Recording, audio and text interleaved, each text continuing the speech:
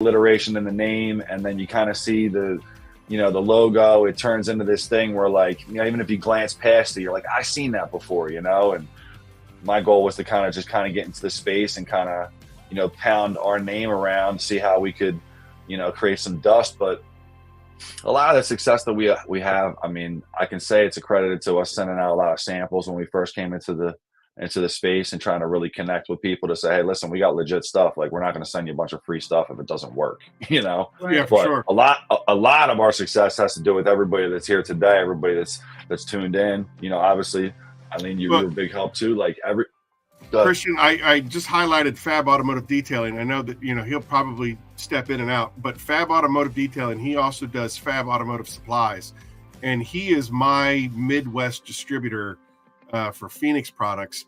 I would love for the two of you guys to connect, because he does a lot of dealerships. Like, he has a route truck and he does dealerships. And again, you have isolated that problem and identified that problem. And I think that, basically your peanut butter and his chocolate, I think y'all should get together and talk. So, if I can help expedite those introductions. Nothing like putting Fab on the spot.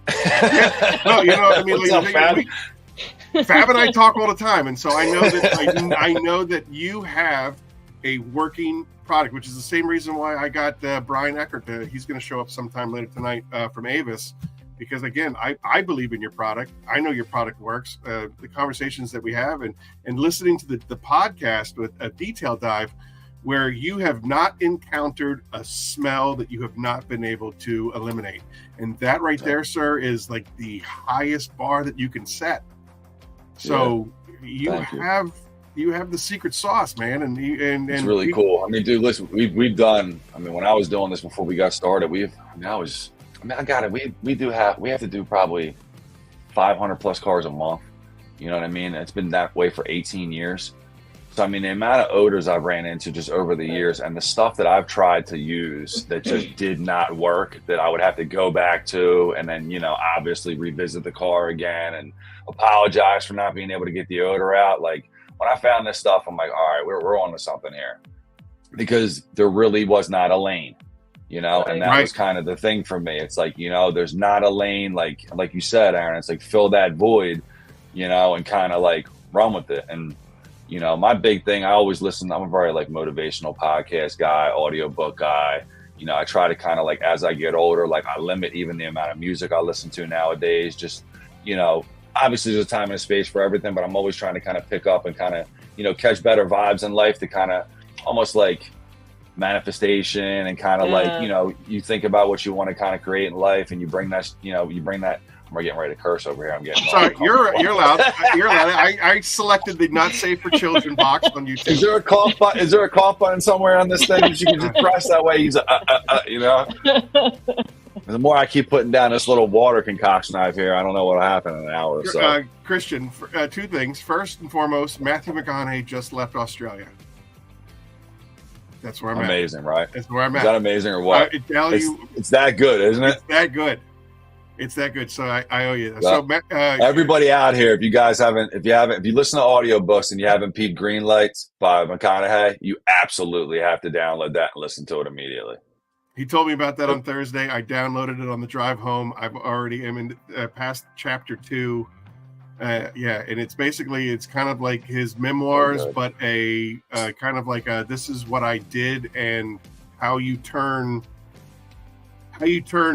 yellow and red lights into green lights is basically the nature of the book. Anyway, I wanted to wait to this also. The second part that I wanted to bring up was I sat in all of you 2 nights ago at dinner time because you clearly have a better beard than Papa Smurf. There, I said it. Better than Papa Smurf. That's right, Smurf. That's right, Smurf. I waited till you showed up into the house. You were late to the party. Smurf, right here. You were late to the party. What up, Smurf? How you doing, brother? That's right. That's right. He pulls off the bearded, the bald head too better. When I first started Bio-Bombs, no lie, guys, I had a little tiny silver streak. That's all it was. The rest of it was all still that like nice darker brown color. And literally over the past 7 years, that shit's just been like, shh.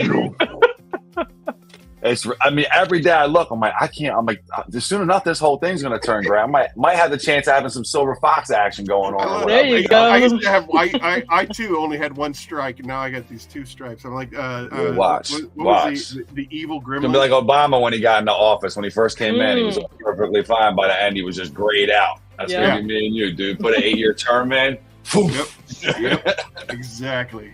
Dee, what did you ask? That's why I asked. Well, I missed what the comment that she had made. I mean, I have to say the samples, because I didn't even know bio-bombs, right? Like Tim is the one that told me, like, you got to speak to Christian. He's got like, you have to.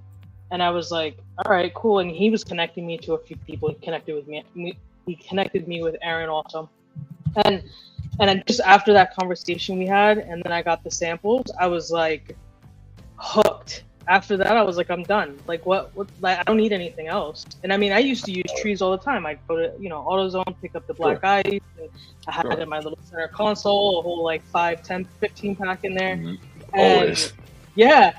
And now I'm like, dope soap, done. Like, it's still in there from like 4 months ago.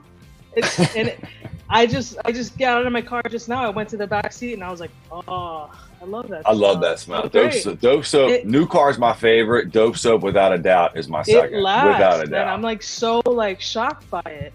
I mean, my sister the other day texted me and was like, I bought a bio-bomb, and I'm like, what? She's like, she's like, I bought a bio-bomb from what I posted on my story, and I was like, wait, awesome. I was like, wait, you mean like one of the little bombs? I saw your sister's last name's the same as yours, right? Bias, yeah.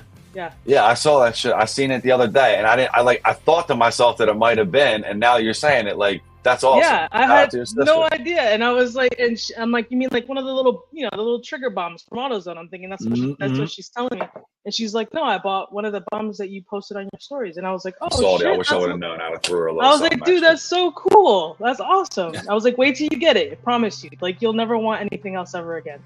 And she was like, okay, we'll see. All right, I have to interject. Texas Didi asked a question, and people are demanding an answer. The question was, Christian, getting heated in here early. Is cherry Coke better or cherry Pepsi? Oh, for real? For real. I gotta go with cherry Coke. But I'll be honest, I'm not even a soda guy. But if I'm gonna do one, I'm gonna do cherry Coke. That's right. Without a doubt. I do 1 or 2 sodas a year. I'm going to do one. Exactly. Yep. And for the record, Coke doesn't try to kill their customers. I don't know if you got that big recall that went out, I don't know, not too long ago, but apparently they sent out a whole bunch of what's their crappy ginger ale? It's not Sierra Mist. I don't know. Anyway, Pepsi's version of ginger ale was supposed to be diet, apparently went out with a whole bunch of sugar in it, and like everybody that is a diabetic nearly died.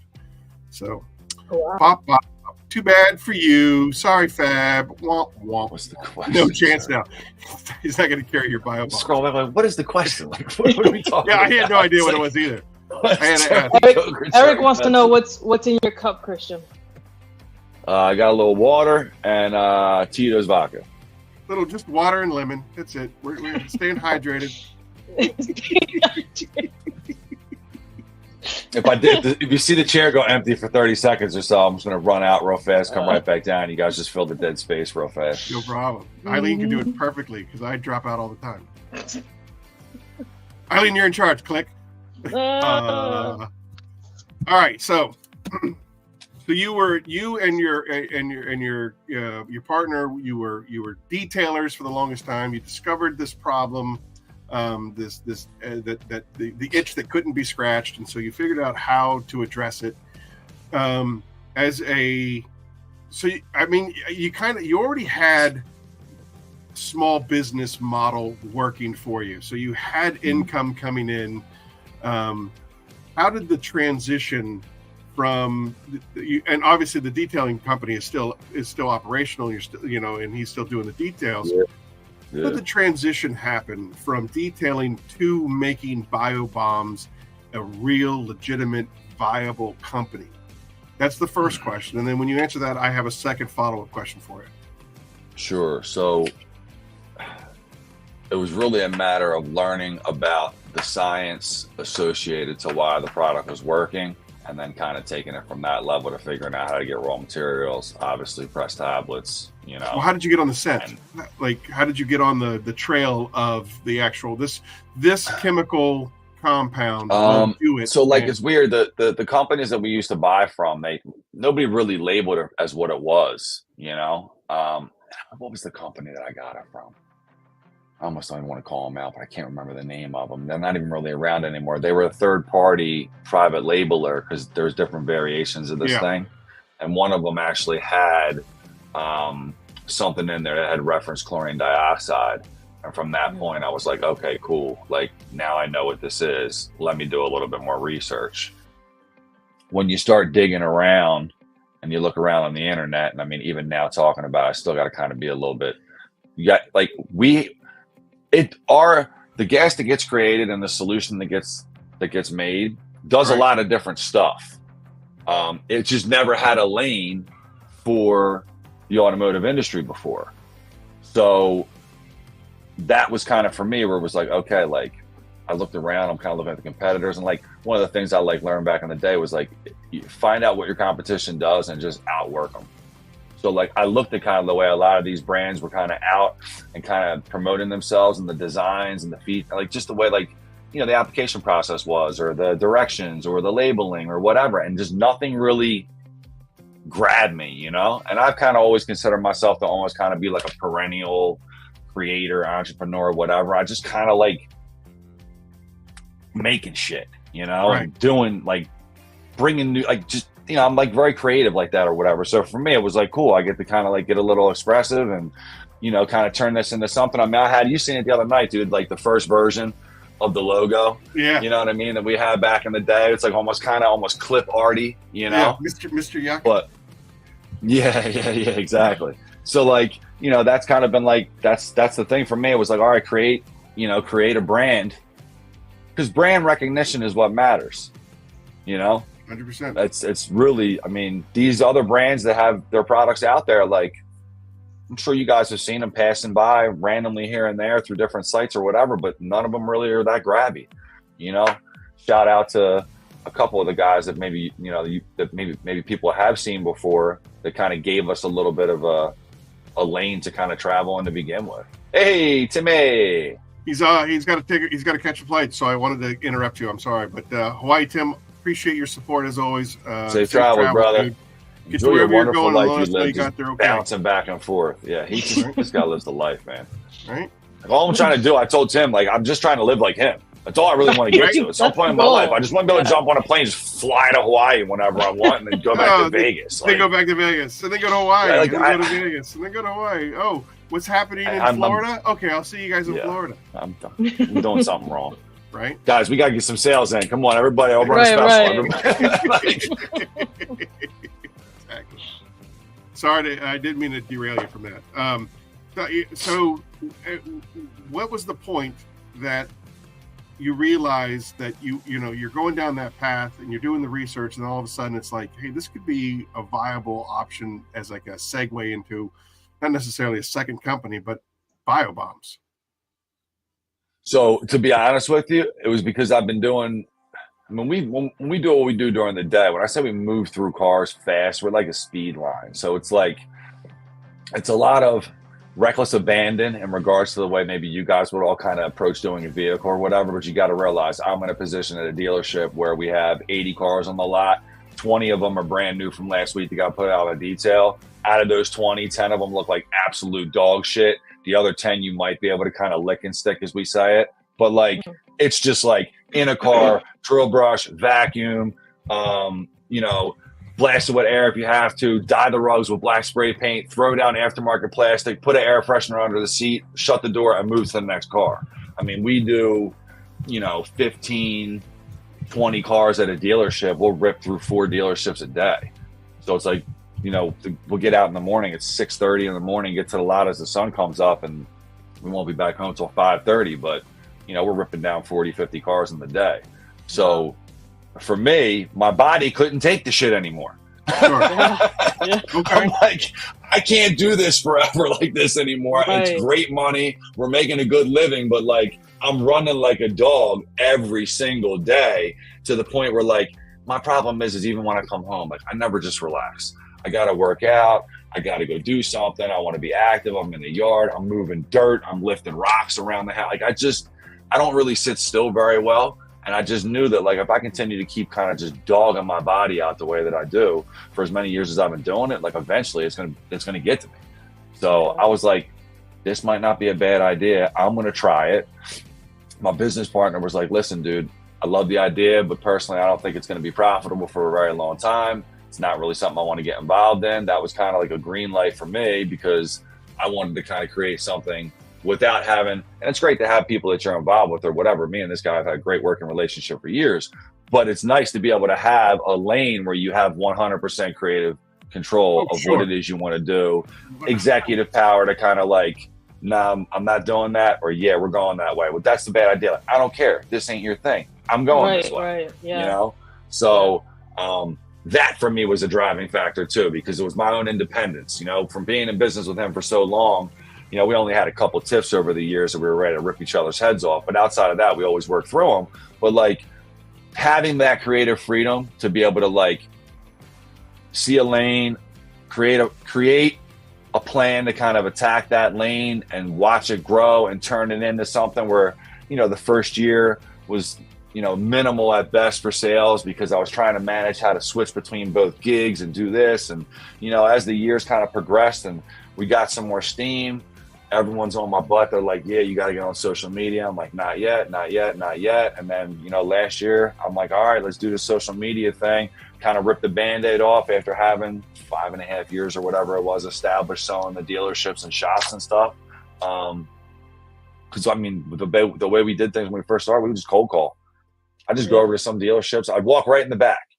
Like I'd go to the dealership, I'd drive to the back, park my car right by the bays. I'd look to see where the vacuum was at, and I'd just walk right in like I own the joint. Yep, it's exactly like, how it's done. That's the only way you can do it. Dude, tossing the Bio-Bomb in my hand, all of a sudden you're not looking at me anymore. You're looking at what the hell I'm throwing in my hand. And as soon as like you got done looking at me, I would just throw it to the dude. Like, yo, you guys ever try these? But what's that? And I just go into my spiel, and I would just, you know, kind of kick it like that. And that was like it, man. Once I went out for the first week or two, start smashing just dealerships in the area and stuff like that and pitching it, and there was interest, I'm like, yeah, I'm running with this. Yeah, absolutely. So that's kind of like the long-winded version to answer your question. That's exactly what I wanted to hear. So then the second follow-up question, which again being like, you know, the little brother here, what was the biggest challenge that you encountered, you know, during those first couple of years? Like so, for me, it's like from day one, it's been supply chain. Supply chain hasn't been an issue thus far. With kind of the growth that we've been seeing over the past few months and me just being completely just scatterbrained, I have a feeling I might run on a back order on vehicle kits potentially within the next week or two for maybe about a week or two if everything is the best case scenario. You know, and that might, depending on how much you guys keep buying these damn minis up, you know, I'm working on making sure that I got enough of those made as well, because they're starting to go a lot faster than they used to as well. But so the biggest problem that I would say was my issue in the beginning is when we were developing the tablets, we had a bunch of batches that were absolute shit. You know, some of them, the one batch you would stick it in the water and it wouldn't break down for like 10 minutes. Really? Like, oh yeah, 10 minutes of sitting in the water and you're like, come on, dude, like this is killing me. And then the other batch, we put them in the water and I got 3,000 or 4,000 made on one of these first runs. We'll put them in the water. As soon as you put it in the water, it would like foam up and overflow like a volcano. And I'm like, great, I'm done. I'm cooked. Yeah. So, you know, you go through that stuff or whatever, man. I mean, thank goodness a lot of those like trial and error things all kind of were like, they're behind us so far. That's why like jumping on the internet and exposing the brand to mainstream media and people and socials, it just wasn't. I wasn't ready until I knew we were sitting on something rock solid, and we're on something rock solid now. I mean, obviously, everyone with the amount of support that we received or whatever. I mean, we got 3 real hitters that kind of, I feel like kind of taking their space in the game. What was the intro product to your Bio-Bombs brand? Was it the bars? It was the vehicle kits. No, the vehicle. Yeah. So odor bombs are a thing. Like, Aaron's familiar, man. There's a bunch of companies around our way that run pretty much like Snap-on trucks, kind of like Fab does, where it's like a detail supply truck and they just run the different dealerships or whatever. And, a couple of the companies around us or whatever, they were pretty much picking up other versions of kits. I call them like the wonton containers. They look like they're kind of, I don't know, like you would get like a wonton soup cup, like from a Chinese joint or whatever. They were flipping them for like $39 a piece, and I'm like there's no way, like there's just no way that you guys are flipping these things for this price. So my whole thing was to come in the game and be a market disruptor. I just thought it'd be really cool. I like kind of kicking up dust like that or whatever. So I'm like, you know what, like I'm gonna just come in, sell this stuff cheaper than anybody else does. I mean, the discounts that I give to detailers now, that's pretty much like what I offered to dealerships back when I started. So to entice them, instead of paying $35-$40 a pop, I'd be getting them stuff for $13, $14 a thing. And they were like we're using you all day, buddy. So yeah, exactly. So, Aaron and I were talking, there was a couple guys, I mean, that I've over the years where it's, they've gotten pretty mad at me for doing what I'm doing, but it is what it is, man. They're not paying the bills. Yeah, exactly. Yeah, but I mean, there was a couple guys that tried to stomp around the area doing the same thing. There was a guy before I started Bio-Bombs that I wanted to work with and kind of collaborate with to do some work. We went out to get a bite to eat, and long story short, it didn't work out. I had reached out, he didn't get back to me, and I'm like, you know what? Like, I'm moving into this lane myself. That was the real catalyst. Because I found a guy that was supplying me stuff cheaper than what I was getting it for from any of the other guys. So I was like, all right, let me work with you, man. Like, let me see where we can get to on this. And we were going to try to work something out. He never got back to me. And I talked to my one buddy, and I'm like, I'm going to just do this stuff on my own. He was like, dude, do it. And that's it. I just started, after that, that's the beginning of the origin story right there. I love the origin. I was going to work with another company, and they gave me the silent treatment. Yeah, I think there has been an incredible amount of divine intervention that has gone into the formation of Phoenix and the success that Phoenix has had. Like, where things have synced up perfectly. They had to sync up this certain way in order for it to work, and it just did. And you look back at it, and you're like, oh my gosh, like. But you couldn't have thought it was syncing up. You couldn't have thought it was syncing up the whole time you were going through the process, though. No, not at all. Not at all. And you're like this. We haven't reached it yet, and it's funny. It's because it's we are still in that massive growth section of uncertainty. It's just like, we're trending in the right direction, but it's you're.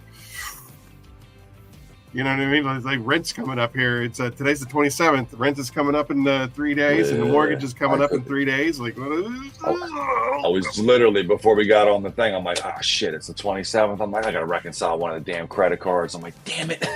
Like literally right before I got on, I'm like doing bills and stuff, and I'm like, this is not what I want to be doing on a Saturday night right now. But the point of this is apparently, and I take your word for it, because I honestly have 0.0 recollection of this. You tried to sync up with me at the old firm, and for whatever reason it didn't happen. I would 100% lay it at my feet, like, because obviously, perfect example, I didn't talk to Papa Smurf for like the first 9 months that he was trying to get a hold of me. I just kept blowing him off to the sales manager, and then he became my best friend. So again, I don't know how it happened, but the fact of the matter is that had something happened differently 3 years ago, you and I might not be having this conversation right now on Curmudgeon's Corner. No, we might have been having pizza at the old location where you used to do your thing. And yeah. So I mean, this is epic for me. So again, thank you for coming on the show. Yeah, absolutely, man. It's my honor, bro. I love to be a part of everything going on. I mean, listen, we got to support each other. I think one of the most beautiful things about the detailing community is the support that everybody shows for one another. You know, a lot of you guys know the circles. Yeah. The circle's nice. It's a friendly place to be. Everyone kind of helps each other. We're all, you know, and obviously, I mean, all the support we've gotten through coming online and really trying to becoming, you know, a dominant odor remover space, whatever you want to call us, you know, deodorizers, whatever. I mean, it's been pretty cool to see the kind of support that we've gotten. I mean, and you see that. The only thing I don't like right now, and I'm going to say it, and I've been saying it to a lot of people I've been talking to recently, that DA rotary shit's got to stop, man. You know, that's like the only, DA I'm telling you, it's got to stop. Personally, I think it's noise that the industry doesn't need. I think our responsibility to be like in the industry that we're in, we need to promote it. We don't need to really kind of create beef among it. We don't need to deter anybody from potentially getting their car detailed if somebody may or may not be using rotary or DA. I think everybody needs to start somewhere, and people who aren't comfortable jumping on a rotary, they shouldn't have to feel pressured to do it. They should definitely not be getting flack and getting bullied for it. You know what I mean? Right. That's probably the most negative energy I see in the space right now. And I always tell everybody I talk to, like, kill that noise. Because our job being in this space is to make sure people become educated and understand that the $200, $150 car wash detail is bullshit and doesn't exist anymore. That's our only mission. I don't care if you use a DA or if you use a rotary. Just kill the $200 car wash detail and build up the fact that we need to spend more for our services, and everybody will be in a good spot. Like, right. That's my mission through the detail community, you know? And that's what I think, like, the fun part is about what we offer. You know, obviously, is like we add extra value to what you guys are doing, and potentially, you know, obviously, I'm sure a lot of you guys take advantage of, you know, being able to make some extra bread with relatively little work, you know? Yeah. Yeah. So I kind of dipped my toes in the water into this argument a couple of months ago, and not that I was picking a side between rotary or DA. I clearly don't have the knowledge base to defend one side or the other, but apparently a group club online went after Phil Miranda, and yeah, you know, he's one of my horsemen, and so I've defended Phil, not one side or the other, but I was just like, hey, you know, like, Phil is just trying to bring knowledge to the masses. Like, the fact that you guys are going after him, like there's no place for that. They were calling him names and calling him out for that. And yeah, I don't like that's not cool. Whoa. Like, I think as a detail, you use the tool that gives you the best results. And if it's a DA, then let it be a DA. If it's a rotary, then let it be a rotary. And I just think that, at least for me, it's a skill that I'm trying to learn. Rotary, because I've never done that before. Everything I do is DA, and that's just what I've done, and I've gotten great results doing it. And for me, it's just like it's a skill that I think as a detailer you should look into, but it doesn't make or break you as a detailer. If you're getting the results and you're using either one, then just use it. It doesn't matter. All right, I am going to, if you don't mind, we're going to segue into a whole bunch of these starred comments that, and the starred comments are pretty much all about your product and how it works, things of that nature so far. So let's just break it down real quick. The first one that came in was from Superado. Christian, when will the retro line of bars, including Jasmine, be available? So we got a couple of different scents in the works coming out this year.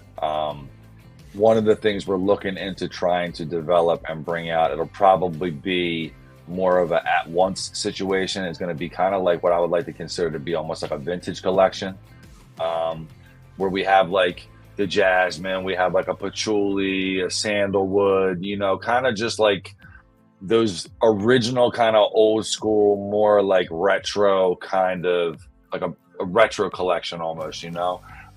There may be one coming out before the end of the year, if it lifts the way that we're hoping it's going to lift, and that's actually a project that I'm working on. I can't really speak much more about it with somebody that you guys probably all know.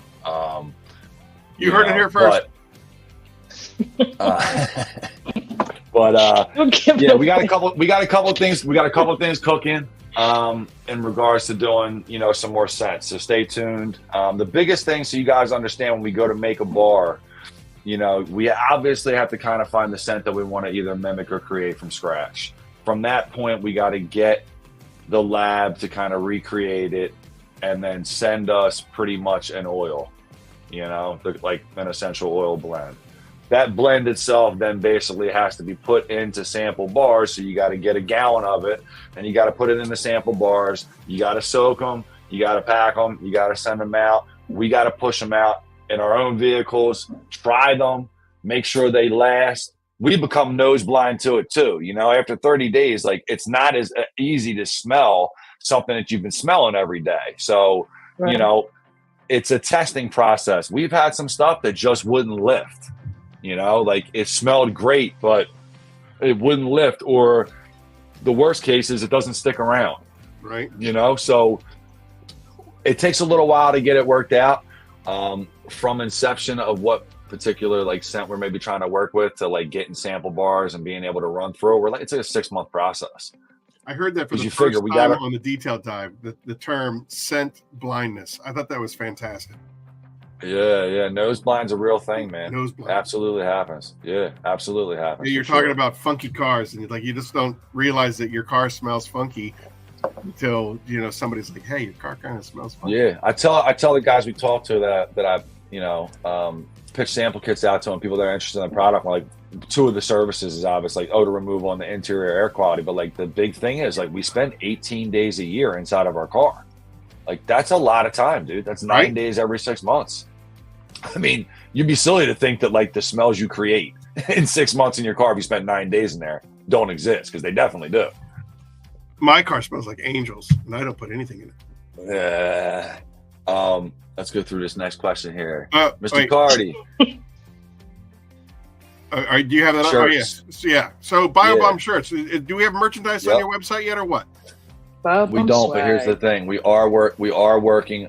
I'm working diligently to get myself a decent printer that's going to be able. Listen, I'm getting a printer that I can rely on. It has always been an issue with me getting gear in bulk when I need it. I mean, it happened even when I was going down to MTE. Where? Like, our stuff showed up literally the day before we left. Where? So, I'm getting. Yeah, I mean, listen. Come on. I'm very meticulous. Mugs. I got. I'm working on it. Come on. Listen, I got swag. Who's in the chat right now? Somebody better start talking about the swag you guys get every single time. We send an order out. Everybody's always swagged up. Don't even front on that. I'm waiting for it. No. I mean, the gear is coming. Hats are coming. T-shirts are coming. Sweatshirts are coming. I want to introduce them. Can I ask something? This is me holding my breath, waiting. Speaking of swag, can you mute Eileen? Can you mute him or no? Is that not possible? I've been trying to figure it out, but I don't know if I can. He's got master control. He does. Next time you want to do it, there you go. Boom, out of here. There it is. All right, here we are. Right, so let's talk. What do you need to know? So, those little black bags. How do I get them? Because I like to leave like a little like gift thing, especially for new customers. But it's something I want to leave for like, especially like my maintenance customers. And if I leave the little bag, and a lot of times customers are like, I don't really want you to put a scent in there, but sometimes I'm like, I want to give you something to like hang in there, or maybe they can swap from car to car or something like that. So the bags, sorry. Yeah, no. So, I mean, the bags originally, like, we had picked them up when I was first going down to MTE in the end of January. I got a bunch of them ordered up because my goal was to kind of go down there, and you're not supposed to do this. I was going to suitcase around and kind of build the brand up because, you know, we didn't get a booth this year. I wanted to check out and kind of see what it was hitting for before we decided to drop all the coin on getting an actual booth. So I had ordered a ton of these bags, and I'm like, all right, I'll just snap bars in half. That way I'm not killing myself on like production, and whoever gets one, their room's going to smell real good. Their bags, everything's going to smell good. Because I put them in little like thick plastic baggies and just gave them out that way. But then I was getting 2-for-1s. I wouldn't have to give a full bar out. Well, we got back from MTE and I had ordered 10,000 of these things or whatever it was, you know, and I'm like, I got a boatload of these things. I might as well just start passing them out. I don't give them out to like we put them in every order, but like unless somebody says to me they want them, I give them, because for me as detailers, right, if you guys are getting them out, it's got our website name on it. So like if you want to keep that exclusive to yourself, like I wouldn't think that you guys would want to use the bags. Now, given that being said, obviously it's triggered something new in my mind to be able to think, all right, well, when I go to reorder some more of these, I'm actually going to get bags that don't have anything on it. So you can just throw it underneath, you know, and maybe it wouldn't be something, because I don't want to deter. What I love about what we do with you guys and giving you the pro pricing is I don't want to deter someone from coming back to you to get their scent renewed. You know what I mean? Because you're the person that gives them that really cool block that sits underneath the car. I don't care. I'll go to Bio-Bombs and go order them directly. Or if not, you're a sweetheart. You know, get out of here. You know what I mean? Mute her. If I could get those little black bags, I throw like my little logo sticker in there together with a Bio-Bomb. Sure. I mean, 9 times out of 10 customers are not. They're not gonna go like, oh, biobombs.com. If they do, then that's great. That's money in your pocket anyways. Or they could just say, sweet. I need another one of those bars in my bag because. True. I like that. True.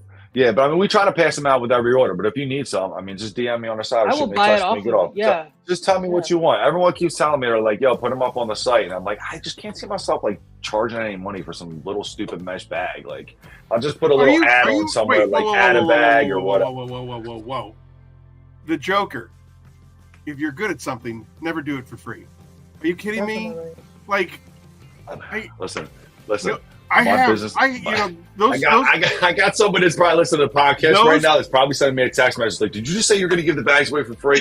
What the hell? The little plastic caps on the polish and the soap and the compound, they break, and I sell them on my website that people can get. Like, it's a quarter, but people can buy it if they need it. You know what I mean? Right. So like, it's great that you give stuff out, and obviously I give stuff out when, you know, every order gets, you know, like at least a decal or something in there extra. Sure. But if I'm in need, I don't want to have to buy a whole bunch of other stuff just to get that little block. I think that it should at least be available. You can still give it out if you want to, but it could also be available for purchase if you need it. So we got a couple. Just need it. Yeah. I can take care of that for you. Christian hit me up. That's my guy right there. See, I told you, the Phoenix family rises again. I don't know. So back to the swag. I'm getting hoodies and stuff like that, T-shirts, all types of designs. We got some new stuff we're releasing soon. I'll give you a little hint. I got the bomb guy wearing a Rambo bandana, and he might be holding guns and grenades. But love it. I guess I kind of blew it. Curmudgeon's Corner exclusive. There might be another version of the Bio-Bombs guy in boxing gloves knocking out an odor, but that, you know, like I said, cool. We'll see. But like I said, I think we got a lot of fun stuff we're working on. Obviously there'll be stickers and things like that we're going to kind of create. You know, we're going to start getting some of our designs out there kind of for some more fun stuff to the community. I think we'll run some specials, obviously, you know, online, spend blah, blah, blah, get a free shirt, whatever, you know. This is awesome. We can't use candles in our classroom, so I've been using the bars in mine because middle schoolers stink, LOL, and it works wonders. What a genius idea. That's really awesome. That's really awesome. And I'll segue into something right now, which I shouldn't bust this out. Another exclusive on Curmudgeon's Corner 27. It's just kind of an exclusive Curmudgeon's Corner thing right now. So I'm working on something right now. Eileen, we need to have sound effects. This in itself, all right, is basically...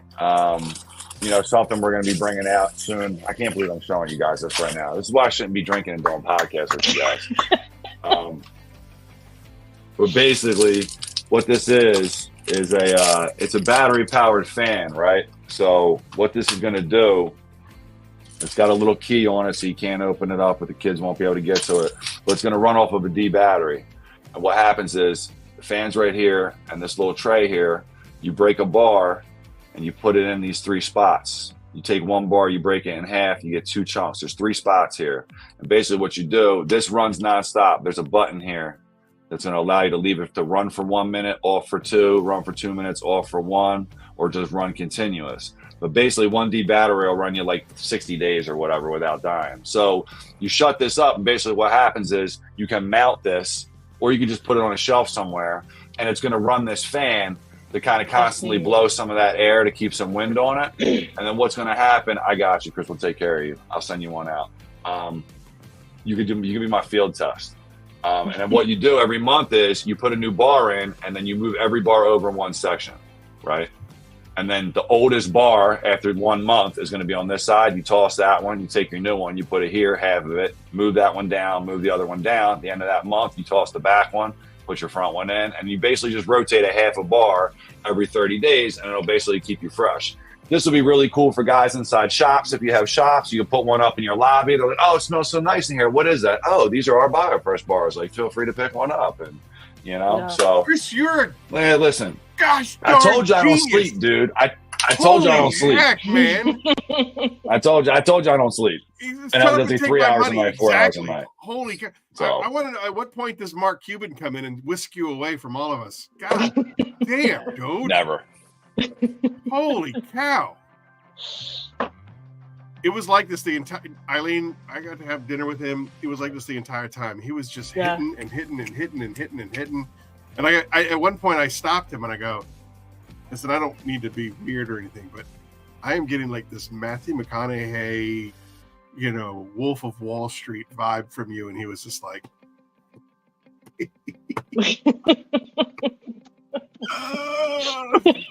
man, I would have learned so much from you. You're not muted. Don't act like you're muted. Are you? You are muted. Yeah. Unmute your mic. He took his hoodie off, and I think it. Yeah, you took your hoodie off and you muted your mic. You're muted, bud. YouTube is like, it's getting too hot in here. Mute this guy. He's saying too much. He's saying too much. It says your mic isn't connected anymore. You disconnected your mic.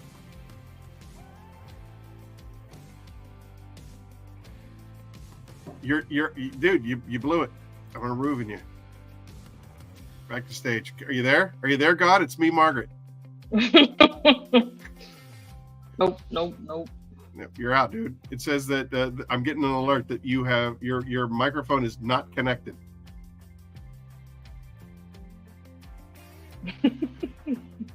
All right, my bad. There you are. You're back. There you are. I'm like looking around all over the damn screen. I'm up here. I'm looking over. Where's the unmute button? It's like at the bottom of the window. Right there. It's right there. All right. I'm like typing in the comments. Where is it? Like, just look around, idiot. That is genius.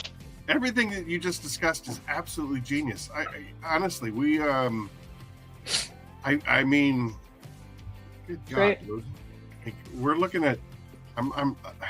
How do I say this without sounding like Detail Dive? But you are, like, we're looking at greatness here. You like your company is destined for. Holy cow! And he's gone again. All right. You gotta stop all that. You gotta stop all that. You're all right. There you are. You're back. Humble pie over here. I don't want. I know you are. It's just too much for me. You're making me uncomfortable. I don't want to be that. I gotta leave. Put deodorant on. I gotta be honest with you. Seeing how Detail Dive isn't in existence anymore, I can talk as much smack on them as I want. But like, you know, they just do this gushing thing where it's just like, oh, you're the best, you're this, you're that, you're the greatest. But I mean, you kind of are. You kind of, yeah. Yeah.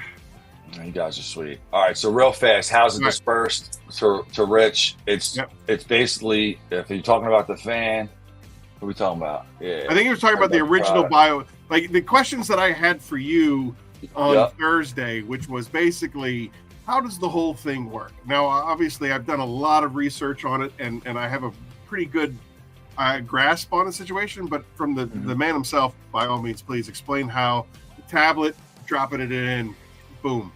Yeah, and how that compares to like the other like oil-based kind of stuff. Yeah, sure. So the easiest way to explain the science and the reaction behind the tablets when they enter water is this. We use a very large amount of chemical, very small amount of water in the jars. So basically what we're doing is we're over-concentrating the water with chemical.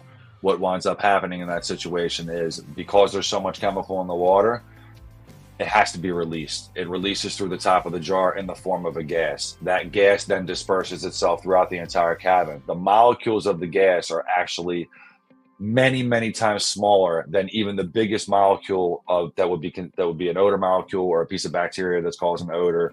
You know, the chlorine dioxide gas molecules are much smaller. And basically what they do is they render the molecule that's causing the odor, odorless.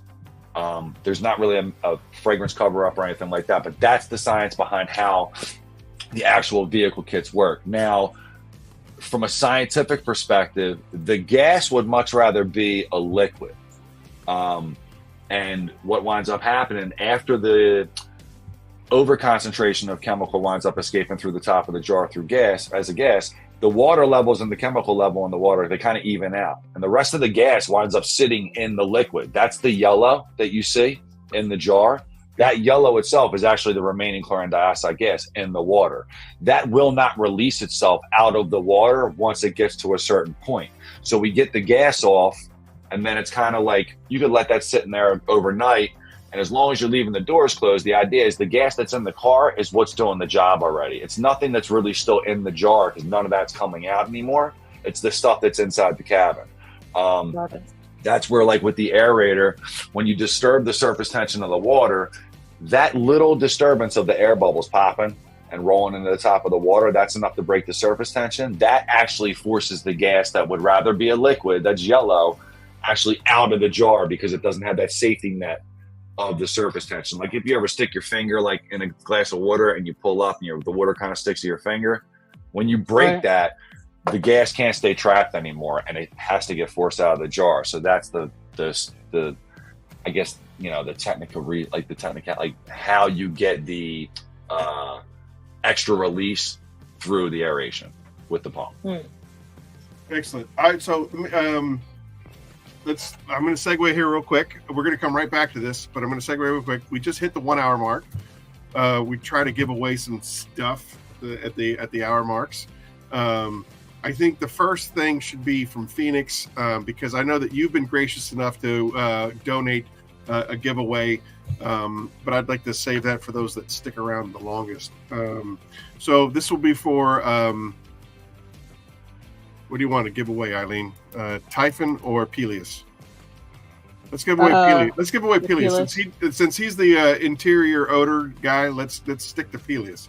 So for a pint of Peleus, we need to come up with a trivia-based question that could be either So Clean oriented or Phoenix oriented. I don't really care, or it could even be Bio-Bombs oriented. I have one. It's okay. Bio-Bombs related. Bio-Bombs related. Got it. What was the first product that he introed with the Bio-Bombs line? Well done. That's a good question. And that's his pretty face, Eileen.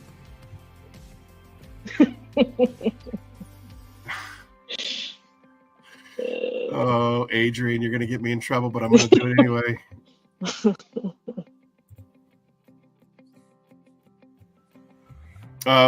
By the way, the reason why I highlighted my ozone machine stays in the cabinet since I went to Bio-Bombs, I highlighted that because a little bit later, I have a representative, well, not a representative, but a gentleman who owns several Avises.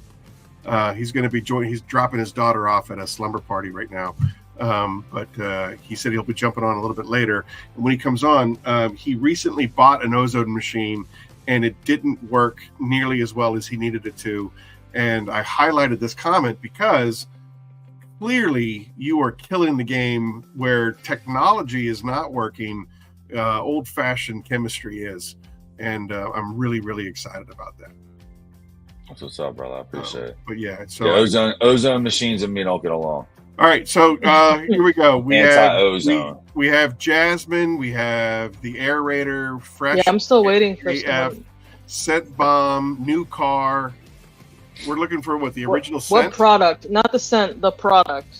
Which one of his products? What was the first thing that put us on the map? Right. Okay. And then while we're waiting real fast, new car nectar, I'm going to release the back order on it today. We just we burned through bars over the past month, and I just had to pump the brakes while fresh ones were getting made. So that will be off back order tonight. I'll ship all those. Anybody who orders anything with new car in it, including the 7-pack varieties, they'll all ship out on Tuesday most likely. So just bear with us for the next day. The truck's supposed to come Monday. So Is that the Yeah. question? Is that the question? Yeah. Correct. Mm-hmm. All right. What would you say that the new car that's like the most popular scent? So fresh without a doubt, the order of operations. I'm probably going to wind up putting myself into another back order saying this, but say the odor. Yeah. Do the My best. most popular scents are cherry, orange. Vanilla's very popular. Vanilla, yes. Well, hey, the funny thing is Fresh that AF without a doubt is our number Titan one. was almost vanilla scented. When I first so Titan was our flagship. It was the first product that I launched, and we did a Google search on what scent did men find most appealing, and vanilla was the number one search. Really? Yeah, Wow. for appealing to men. I would assume it probably has something to do with strippers. I don't know, but I ain't said it. But the chemist didn't have it, and he was just like, I was like, well, what do you have? And he gave me a list, and I was like, well, watermelon's number 2, so I guess we're going with watermelon. Yoink. Yeah, watermelon's great. Vehicle kit, What else? car air freshener, room deodorizer. Can't stand it. I don't think that's a scent, Keith. Sorry. But JJ. No, that would be if you're ordering from what's her face? Who's the So we break the 1 hour mark and we just do drop all. No. Yeah, all everything policy just goes to hell regulations, after just this. everything goes right out the window. Yeah, I mean, you guys could have thrown a little warning to me about that in the the pregame. actress that you know what I married mean? the actress that Ding, married ding, ding, Coldplay. you just entered. Yeah. The actress that married Coldplay had a child named it Apple, created a JJ smelling candle, and apparently the guy that bought it, it exploded on him, and he's suing her now. I mean, listen, we can't knock it. Erykah Badu got her incense that smell What like, is her name? She was in Anybody know Shallow about that in Hal. the chat, or am I No. completely by myself Uh-huh. here? You don't know about Erykah Badu? You know who Erykah Badu is, right? Yeah. Yeah, so she came out with an incense that's supposed to smell like her, blah, blah, blah, you know? Really? Wow. Oh, yeah, without a doubt. But here's a question: why? Listen, I'm not, Why? from what I understand, it smells amazing. She thinks it's like, yeah, I guess. I'm just saying, from what people have told me who've had it, they're like, yo, I mean, it's a really good smelling incense. I'm like, well, that's Yeah, kind of but intriguing. then clearly it doesn't smell like that. It smells like what she believes it smells like. Listen, I'm just saying, you know, if a woman takes, we're having to get me out of this conversation. Yeah. Okay, so I'm gonna Go say back to that, Bio-Bombs. What are we I'm doing gonna- right now, dude? I'm gonna. The whole I'm gonna podcast say- going out the window. We were doing perfect. We're gonna go with Desperado. He's the closest. Reel us back in, Eileen. Vehicle kit. This is why she doesn't drink. I told you. I said Eileen doesn't drink, so she keeps me on a leash. Look All at right. us. We're back. Where are we at? Vehicle kit is the winner, and that is Vehicle kit. Desperado. Yeah, but Really Superado is. can't win. He's not eligible for winning Why?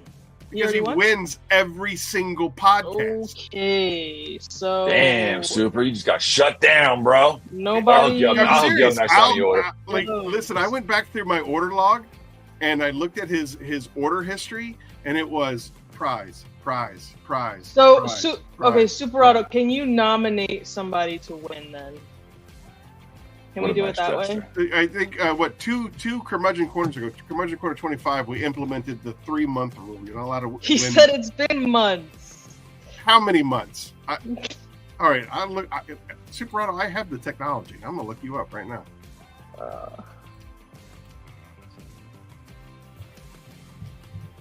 Talk amongst yourselves. So, guys, cherry, orange, vanilla. Those are the top 3 scents that you should get. Right now. Hey, you Actually, know, no. Don't what's do funny about cherry? Cherry, vanilla, no orange, because orange literally. I mean, we did that promo Feels this so month. good that he sold out of it. That's how good it is. So I'm telling you, the promo we did that orange and glad it's spring promo, and we dropped the Yeah. bar in everybody's order who spent $25, even the people that didn't do what they were supposed to do, which was put a bar inside the cart, so they get it for free. But people were like, "Yeah, we got a free bar, man! Got a free bar." I'm like, "Yeah, guys, we're running a promotion, you know." It's like, "Oh, it's great! I love this stuff." Like, well, let's try to get some more hype behind the orange, because I personally like orange a lot, and I feel like it should be selling more, and it doesn't. Yeah. But that's more of like that's the thing when you start doing scents and you start getting into all these different. It's like whatever somebody's lane is for their scents that they like. I got guys that call me that love orange. They're like, dude, it's like my favorite. It reminds me of when I was a kid. Like, you know. And then other people are like, nah, I don't really like the cherry. It smells like what I get recently, a urinal cake. I'm like, yeah, I don't really like cherry like that. It smells like urinal cake. I'm like, well, I mean, I guess it kind of makes sense if you think about it. Like, if you're in a guy's bathroom and you're, going on one of those things, if it's a cherry one, I can imagine it probably smells like that. It might kind of give you a weird look. You know what I mean?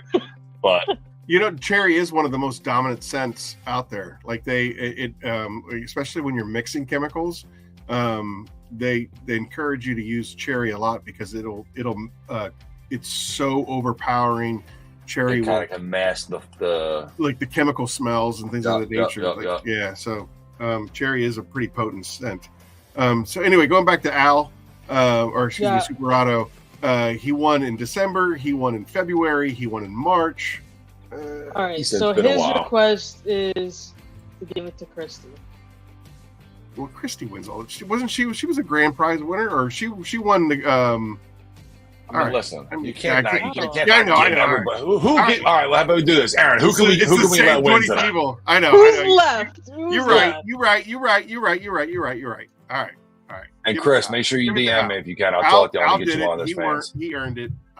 Give it to Al. Let Al do whatever he wants with it. All right, Al. But he does have a bottle of Pelias already, so I don't know if he even wants it. Intelligence is not a crime. All right. Anyway, all right, Al.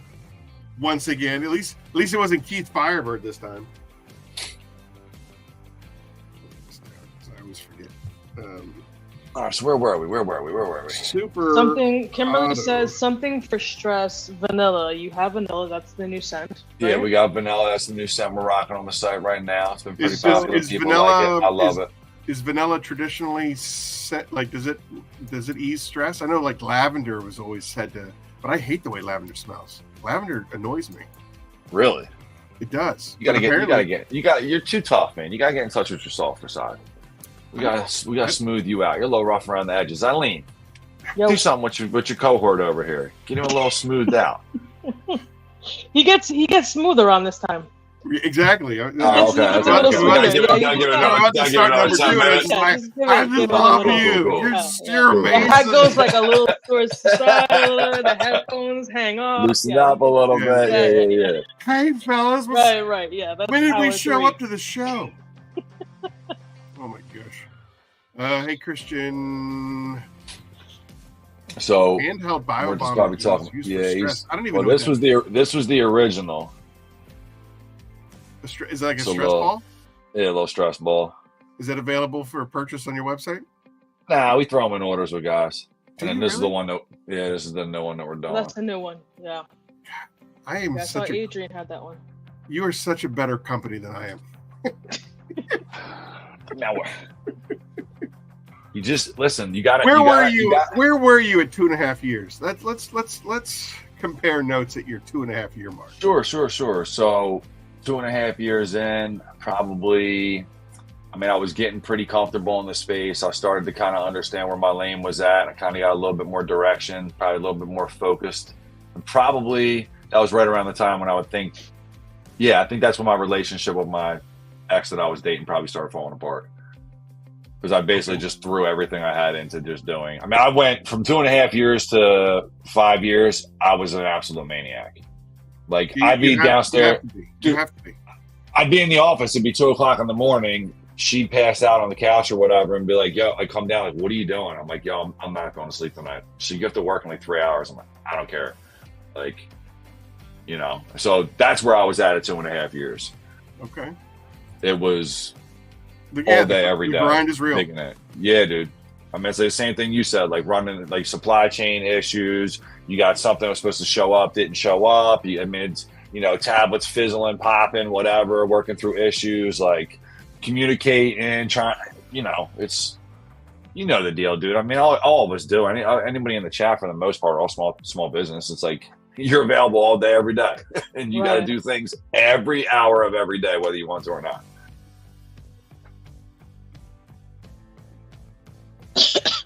feel like I gotta catch up on the chat. It's been a minute since I've been in here. We're trying, right? I'm just having too much fun. It doesn't help that everyone's a fan of the stress ball. Kimberly, yeah, everybody. I'm gonna go online right now and order something. I literally just placed another order for them. I got a ton of them coming in, so I'm sure people are going to be getting them in their orders more than potentially before. So, I mean, I give people a handwritten sticker, and I thought that I was special. I mean, Umberto, vitamin C smells like I've been told it smells like Tang, but I've also been told it smells like orange Tic Tac. And I think that's the reason why I took such a liking to it, is because I was a huge fan of orange Tic Tacs when I was a kid. So, something my grandfather always had. Obviously, rest in peace. He hasn't been around for a long time, but he's one of the reasons why. You remember that, yeah. Yeah, exactly. My grandfather was my best friend, for sure. My favorite was my grandma, man. She was the best. What do you say we take a phone call? Are you interested in phone calls? All depends on who calls in. All right. Well, I can maybe sort of possibly screen them. Screen the calls. Mama, you got to give me some time, baby. I'm still on the phone. I know, boo. You have a pet? Is that a pet? Yeah, I got a basset over here. She'll let me sit. Come here. Come on. Come here, baby. 1, 2, 3. Oh, hey. Oh, hello. See, that's Mama. And what's her name? Mama. Oh, nice. Okay. Yeah, she's my girl. Here's one my older one's upstairs laying on the couch, probably being an old lady. But this is my little kid. Yeah. Oh, look at her. Yeah, that's Mama. That's the Mama. How old is she? All right. She's 8. Down you go. Ugh. She's 8. She's 2 though. Yeah, sure. I have one of those. No lie. Dude, she jumps on the pool table. Like, she's a complete savage. Like, she's... I don't have kids, so she's like the closest thing I have to just a maniac of like a 2-year-old. Yeah. She's an absolute savage all day, every day. Has no loyalty. I have to keep my house like shut down with the gate across the driveway because literally if she has an opportunity, she'll jump in the neighbor's car. I'll never see her again. If someone pets her, she's gone. She's gone. Doesn't care what. That's doesn't it. care one bit.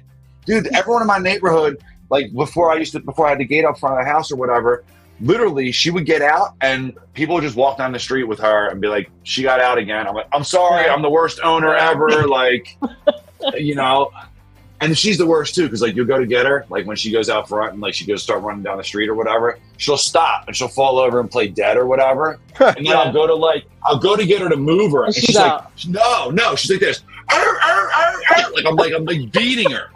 You know what I mean? And I'm like, drama. Get your ass back to the house. You know what I mean? Then she gets up and boogies back down the driveway or whatever. She's the worst, yeah. I'm surprised she left me alone as long as she did. Hey, Christian, have you talked to the Beard Hunter yet? What up, Hunter? He sent me a message. We were talking yesterday on DMs, back and forth through Instagram. Dude, he comes up with some of the best content as far as IG is concerned. It looks so good. We were talking the other day about editing. His editing skills are amazing. I'm telling you, man, some of you guys people blow my mind. I mean, some of the stuff that gets put together that they do, it's unbelievable. I'm like, geez, man, like you guys need to connect on IG because this guy, like, if you get some bio-bombs into his hands, he'll create some just ridiculous content for you. Without a doubt. Anybody in here that hasn't tried our stuff yet, which I'm pretty sure a lot of you guys all names are pretty familiar. But if anybody hasn't tried our stuff yet, man, reach out on social media, TikTok or Instagram, even Facebook. Just send us a message or whatever. We'll put something together for you. Yeah, exactly. So the Phoenix hotline is highlighted at the bottom of your screen. If you call it right now, you can talk to the main man himself, Christian. You can ask Eileen a question. You can ask me a question. Or you could definitely talk to the main attraction here, which is Christian from Bio-Bombs. What up? Christy, I am the same way. Like, that's the number one reason why I don't post like original content is because I am so afraid of the editing machine. I'm trying, I'm dabbling. I think I'm getting a little bit better, but it's still pretty rough to me. So I go grab another drink. Hold on. Okay. Put some booze in it this time, Eileen. So Christy asked what I did before Bio-Bombs. Before I even started the detail company, before Bio-Bombs, I spent a lot of years in the restaurant industry, which is where I think I got a lot of my social butterfly tendencies. Just kind of like naturally kind of being able to BS with people and kind of. I think we got a phone call coming in. I think we got a phone call. Hold on a second. Let's see. Phoenix EOD, you're live on the air with Christian from Bio-Bombs and Eileen. Hi, this is David Boyd. Hey, David Boys, how are you, sir? I'm fine. I have a question for Christian. Can you hear him, Christian? All right. Fire away, brother. I got you. Welcome, David. Go ahead, David. He's listening. Okay. Christian, I had an idea because the Dollar Shave Company, about 5, maybe close to 10 years ago, came out with a cologne called Blueprint. And unfortunately, they've moved on to a different model, but you can't even get that one off of their webpage. It's still available over in Canada, but Canada's not shipping it here to the U.S. So the name of the cologne that has a really unique scent called Blueprint 101, 102, and 103. I don't really know how you can get your hands on it, but on the webpage it does describe the particular scents that are assigned to each 101, 102, and 103. So you're talking about scents like bergamot, cardamom, sandalwood, cedarwood, and so forth.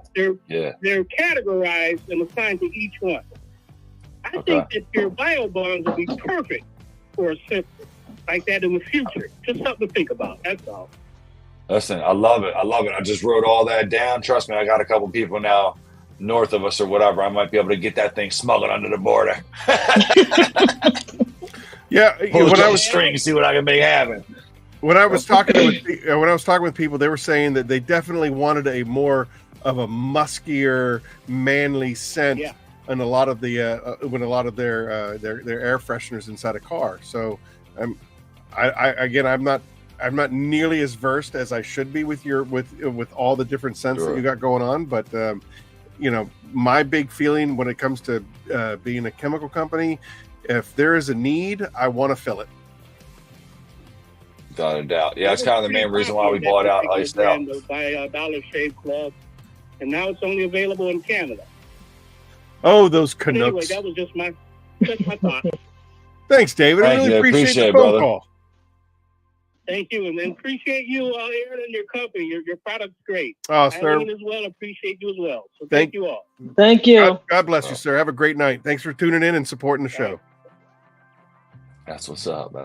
Dude, that went off perfectly. Oh my gosh. I love this. We definitely have to do this segment all the time now. I'm such a slacker, but I'm starting to take notes and write things down, and it helps keep me on track even when I'm drinking. Holding out for a jasmine scent. Mix that orange and vanilla for orange creamsicle. You could do a cherry creamsicle. I mean, that's kind of one of the reasons why the vanilla came out, because there was a couple people like, man, I want to make an orange cream and I want to do, like a cherry cream. I'm like, oh, I mean, all right, vanilla it is. Yeah. It's my favorite scent, and it's also my favorite ice cream. I like straight vanilla. Vanilla bean? It doesn't matter to me. I don't care.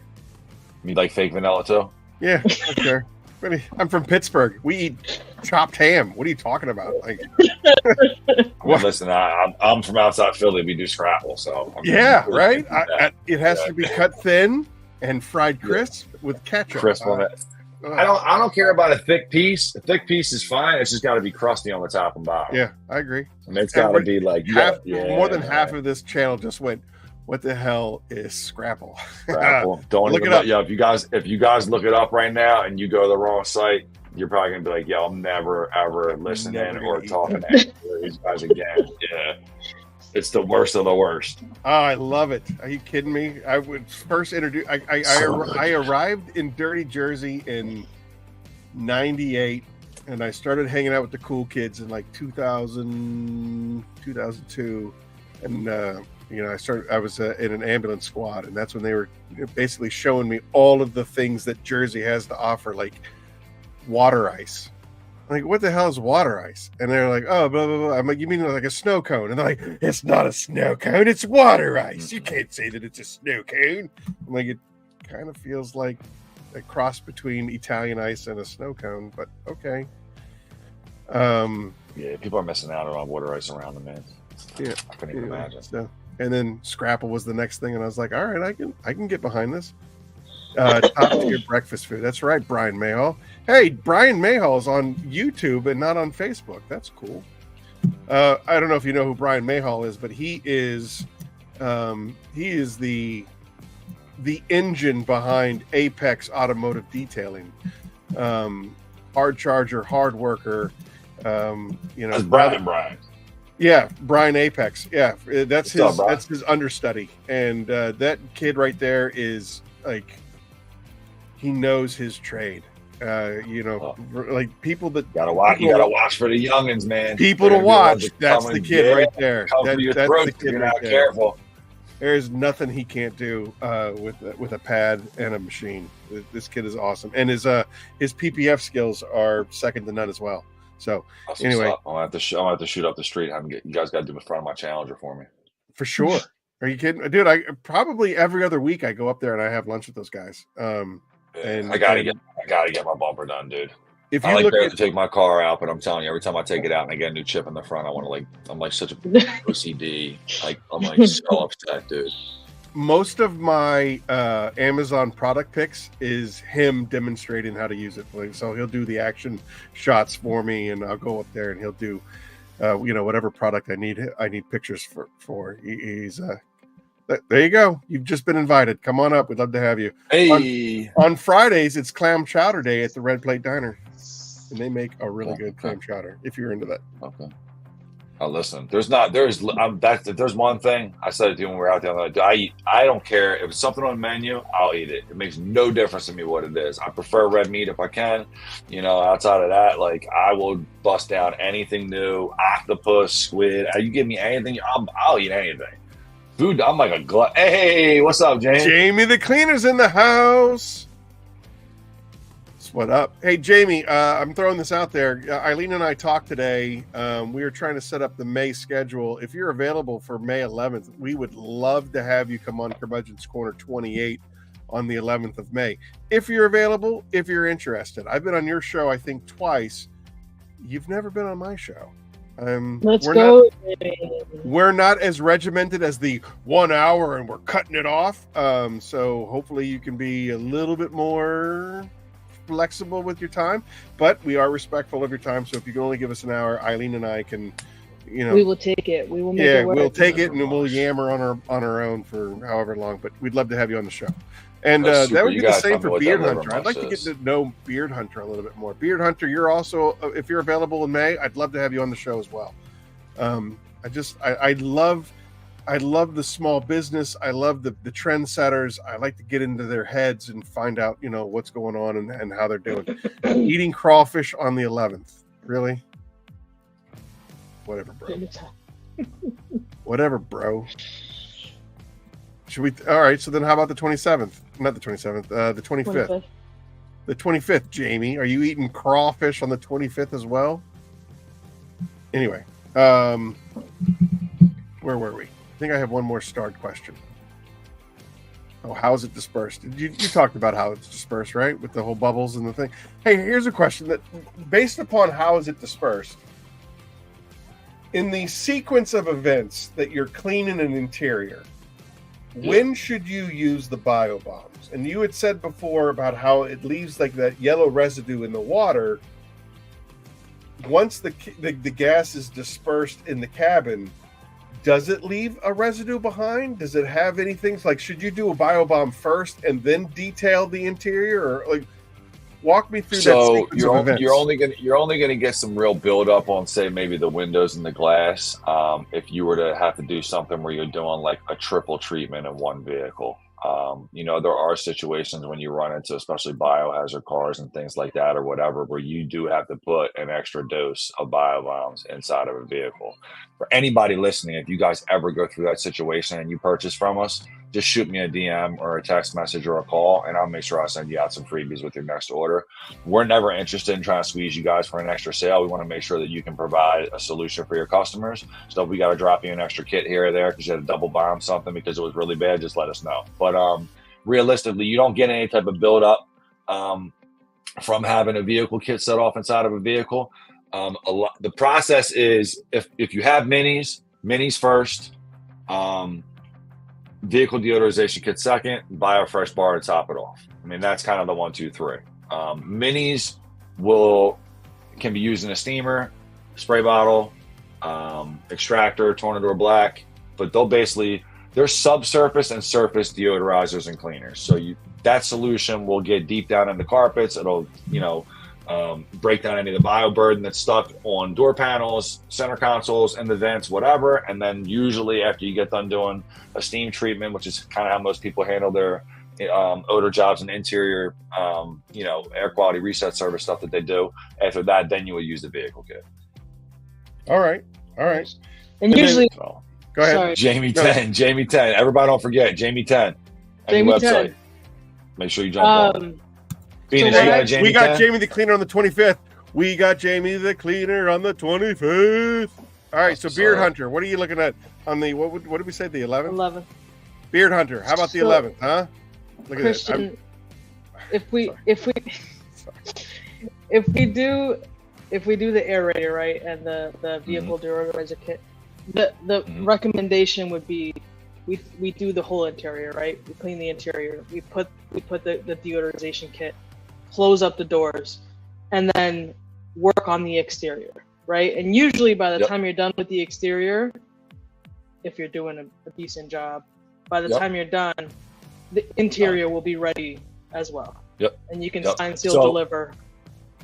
Exactly. Pull the aerator out, pull the jar out, done deal. There's guys that have been using my product for a long time that will do a full deodorization in 30 minutes. It is possible. I mean, basically, if you're not running with an odor that's like a 9 or a 10 on a 1 to 10 scale, without a doubt, I would, you could get out of a car early. As long as it's something where it's like, when you first get in the car, if you're not, whoa, like if it's not like that, half hour, you're good to go. Yeah. You got to realize with the pump, you're getting so much more gas inside the cabin. It's just building up faster. Any odor that's in there is just going to out of there. And then after, so we did that. We did the exterior. Great question. Interior's done, right? Are we airing out the vehicle before we tell the customer to get in to drive off? Are we letting whatever's in it out?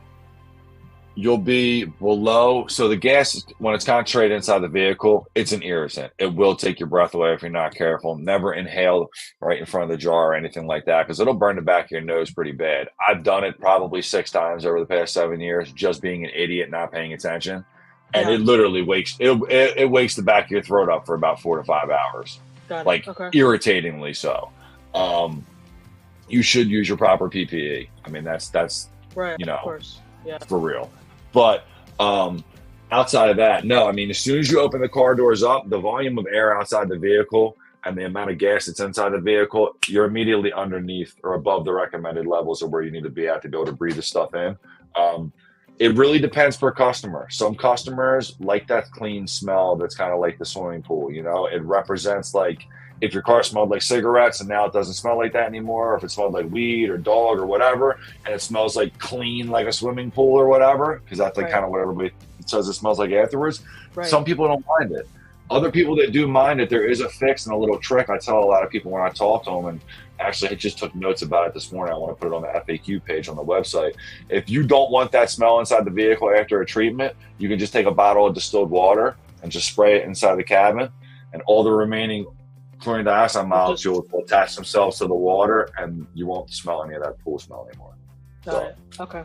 That's a little tip for you. But most of the time, people drop. I mean, if you're using the BioFresh bars, or even you're using your own aerosol, or air freshener spray or whatever, or your own little custom ones you get from any of the companies that have your logos on them, you can usually just put one of them in the car, and it kind of just that'll be the dominant scent in the car after a treatment. Got it. Okay. Now this question here, how long do the minis last once they're dispersed in the spray bottle? 1 to 2 weeks? I've never used the mini. I usually use the minis in the steamer. I've never used it to spray bottle. So what exactly does that do compared to like how I use it in the steamer? So I would say steam is probably the most preferred method from anybody. Obviously, you see a lot of the social media posts that happen. Most people, show it in the steamer. Spray bottle is just going to give you a liquid version of the same solution that you're spraying steam with. So if you sprayed a door panel or a back seat or a carpet or whatever, any of that, the odor molecules that are on those surfaces are going to be removed the same way as it would as if you were using steam. You're not going to have the benefit of the heat, you know what I mean? Right. And the micro droplets of kind of being able to get that extra level of penetration. But there's been plenty of times, I got 2 basset hounds. I got a bottle of minis I keep all the time in multiple areas in my house. But I'll spray down the dog beds when they're outside or whatever. I'll just spray the heck out of the dog beds, and that'll do a great job of not having them things just smell like hound. I got 2 basset hounds. Like, they come in after the rain, and the whole house is like, that's you would think I got funk. Oh yeah, that's what I'm saying. You would feel like I got like 6 of them things living in my house, And then want to jump up, want to get off the damn couch. Now, does it work if let's say you have a spray bottle that has a scent already? Like, let's say you're using Coach Kemi's FU, right? It'll help if you add certain ones. It'll dumb down the fragrance that's in the APC. It depends on what company and what product it is and what they use kind of for their fragrance. But I have had different people tell me that it took away a little bit of the fragrance or drowned it out a little bit of kind of where the fragrance or the color that was kind of in the that you originally poured from. But I haven't had anybody tell me that it doesn't work with anything in particular. Got it. Okay. I don't like to throw other people under the bus with like what to use it with or whatnot. I kind of let everybody else kind of make those judgment calls because I don't want to say that, our product enhances whoever's. It's not really fair to say that. So, I just tell everybody to experiment with it, drop in when you can. But to answer the original question, the solution in a spray bottle, if you have it in an opaque spray bottle, it will last longer than in a clear spray bottle. The UV light will reduce the potency and effectiveness of any one of those products. So whether it be the minis or the vehicle kit, like you can use a vehicle kit in the sun, but you probably should turn the car around so it's not directly beating down on the actual jar. Like if this is your jar and the sun's coming down, beaming right on it, you're going to, anywhere where that gas is coming out and the sun's hitting it, you're kind of like weakening the gas right there. Because the UV light will actually weaken and reduce the effectiveness of the gas. So blocking the windshield would probably be like a best bet to do. So another thing I'm working on right now is actually custom windshield covers that I'll give you guys when you place an order with me. That way, like you can pop that open in the sun and put that on the inside of the car real fast. That way you don't have to worry about it if you're out in the middle of the summertime or whatever. But when you're using the aerator pump, it's kind of a different story because you're getting so much gas out of it. You're not really worried about burning any of it off with the sun because you're gassing off so strong. It's not a big deal.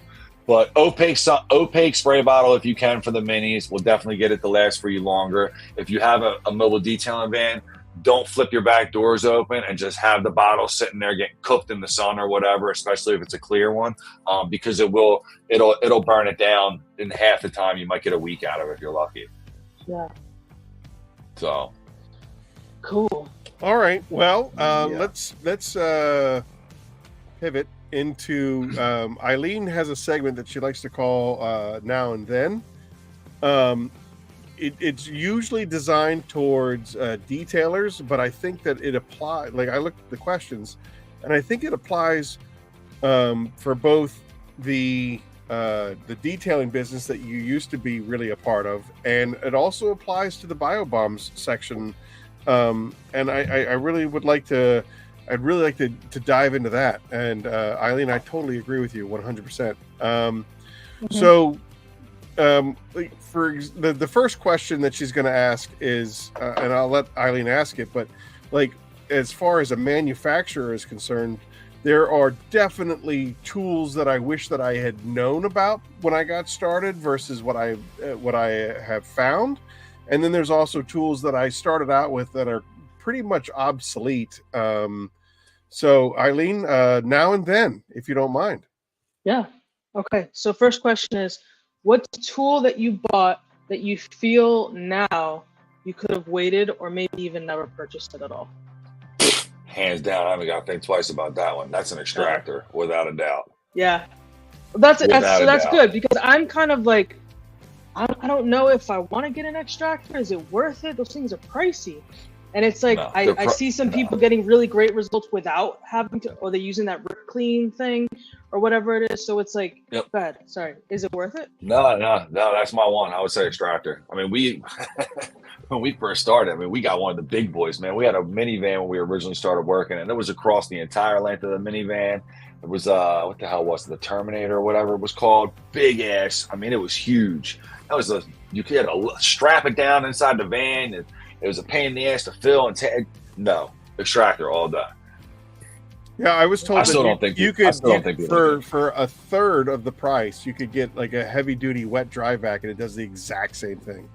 Well, there's the mods now that they do, which is really cool, that you can do with a shop vac or whatever. I forget the company off the top of my head. Jamie probably knows or whatever. Papa, somebody can bust it out and tell me what it is. But you can get the extractor mod, and that works just as well. Yeah, Rip Clean it's got the little, like, the same thing you would use for like a Mighty. It's got the little end thing and all that. Yeah.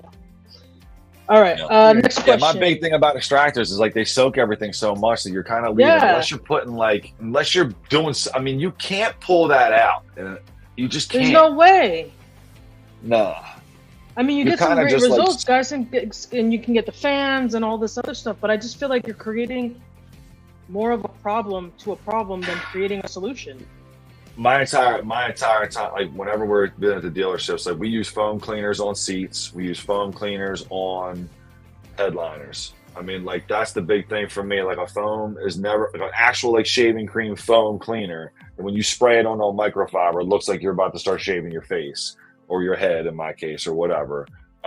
That's what I use and prefer to use on anything that might have a spill deep down into the foam, where I got to worry about like the glue on the headliner coming down. Like if you put a foam cleaner up there, it doesn't penetrate through the first layer of the fabric. It's not breaking down the glue in between. And the same thing, if you do it on the seat and somebody spilled coffee or something like that, I don't care if 8 ounces of coffee is stuck deep down inside the pad. It's dry. It's never going anywhere. Why would I shoot a gallon of fucking water in the damn seat and start pulling it out? Does it make great content? Absolutely, it makes great content. I can't argue that. Pouring out the scum water and all that, it's always disgusting. Oh, it's great. Go. You see all that? Oh, yeah. Without a doubt. Yeah, without a doubt. But I personally no, you're not extracting my car. I don't care if I spilled anything in there. You're not extracting it. Yeah, put a gallon of milk down there, I still wouldn't have it. I agree with you 100%. Yeah. Okay, next question. What's the one thing that you have in your arsenal that if it was missing, I don't know if you can answer it. Well, okay, good. Missing on your next detail, you would struggle or you'd kick yourself for not having it? I mean, some of the guys listening to some other podcasts would say it, and they probably can laugh at me for it, but I would say my black spray paint. You with that spray paint? If I didn't have my black spray paint, I don't know what I would do, man. I really don't.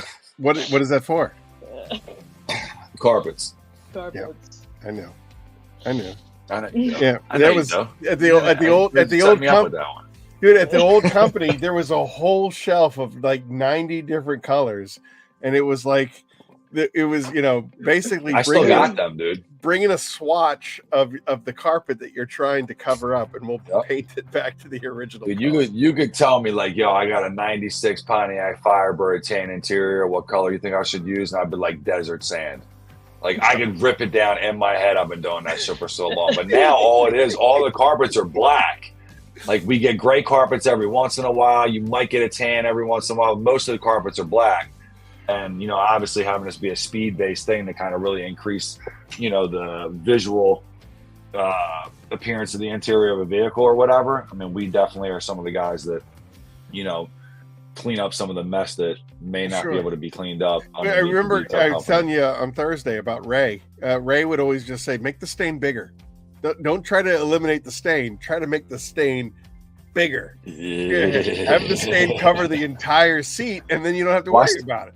I was like, I seen a video Chelsea dropped, like, I think it's probably about a month ago, and I was going to chime in, but I didn't want to kind of start anything in the video, but she was like, you got to beware, this is what detail shops do if you're at a car dealership and you buy cars, like, they're spray painting your carpets, and I wanted to comment, like, Whoever did that shit don't know what they're doing, because I can spray paint the carpet and you'd never know I did it.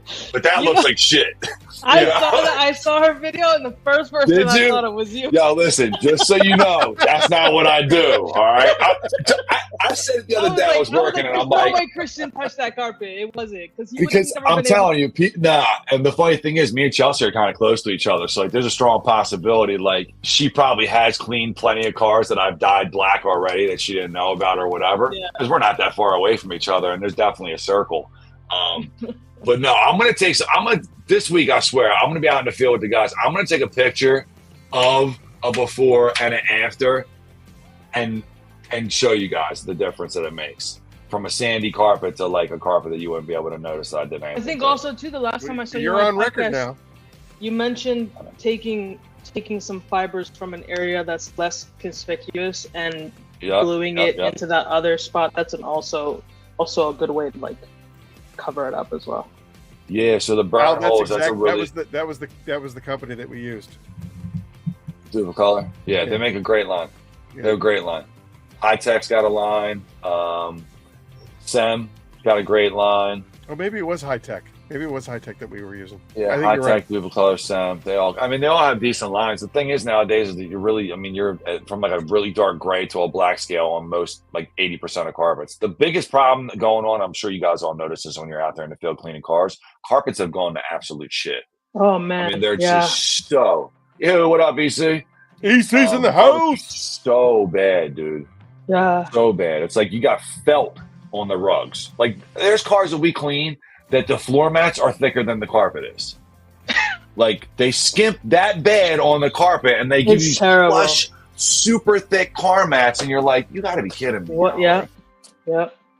30 grand, 35 grand on a car. You can't even stick a rug in it anymore. Yeah. It's terrible. All right. Next question. What is a skill that you learned that has proven to be the most beneficial for you as a detailer or as a business? This could be anything from learning SEO, taking a polishing class, upgrading, or purchasing a new tool, etc., etc. Skill. I would say it would be my people skills. And I think a lot of that just came with working in the restaurant industry for so many years. I was never a back of the house guy. I was always in the front. I was a doorman for years at a couple of different spots that I worked at. I finally slid from there into kind of doing serving. I was in customer service before I started doing my detailing company back in 2008. So I've always kind of been able to I'm like a good talker when it comes to like, if it's something I believe in, I can kind of like, I'm kind of smooth with the tongue, I guess you could say. I think that's like probably my biggest skill that I've held on to, because like if you don't really have confidence to sell, like I tell guys all the time that are like kind of new that we're like giving sample kits and stuff too, I try to teach them confidence through like having the conversation with them, where it's like you got to sell yourself, man. Like believe in what you offer. Like you can't kind of be hesitating and tripping over your words when you're trying to. Yeah, because if you don't believe in yourself, they're not going to believe in you. Exactly. I would say you are 100% right. I have found that nobody, and I mean zero, nobody is going to care about your business as much as you care about your business.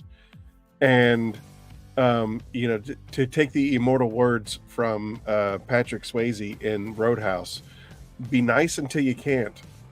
I think that what you're saying as far as interacting with people is concerned, if you come across as just a cantankerous a-hole all the time, it just shuts people down.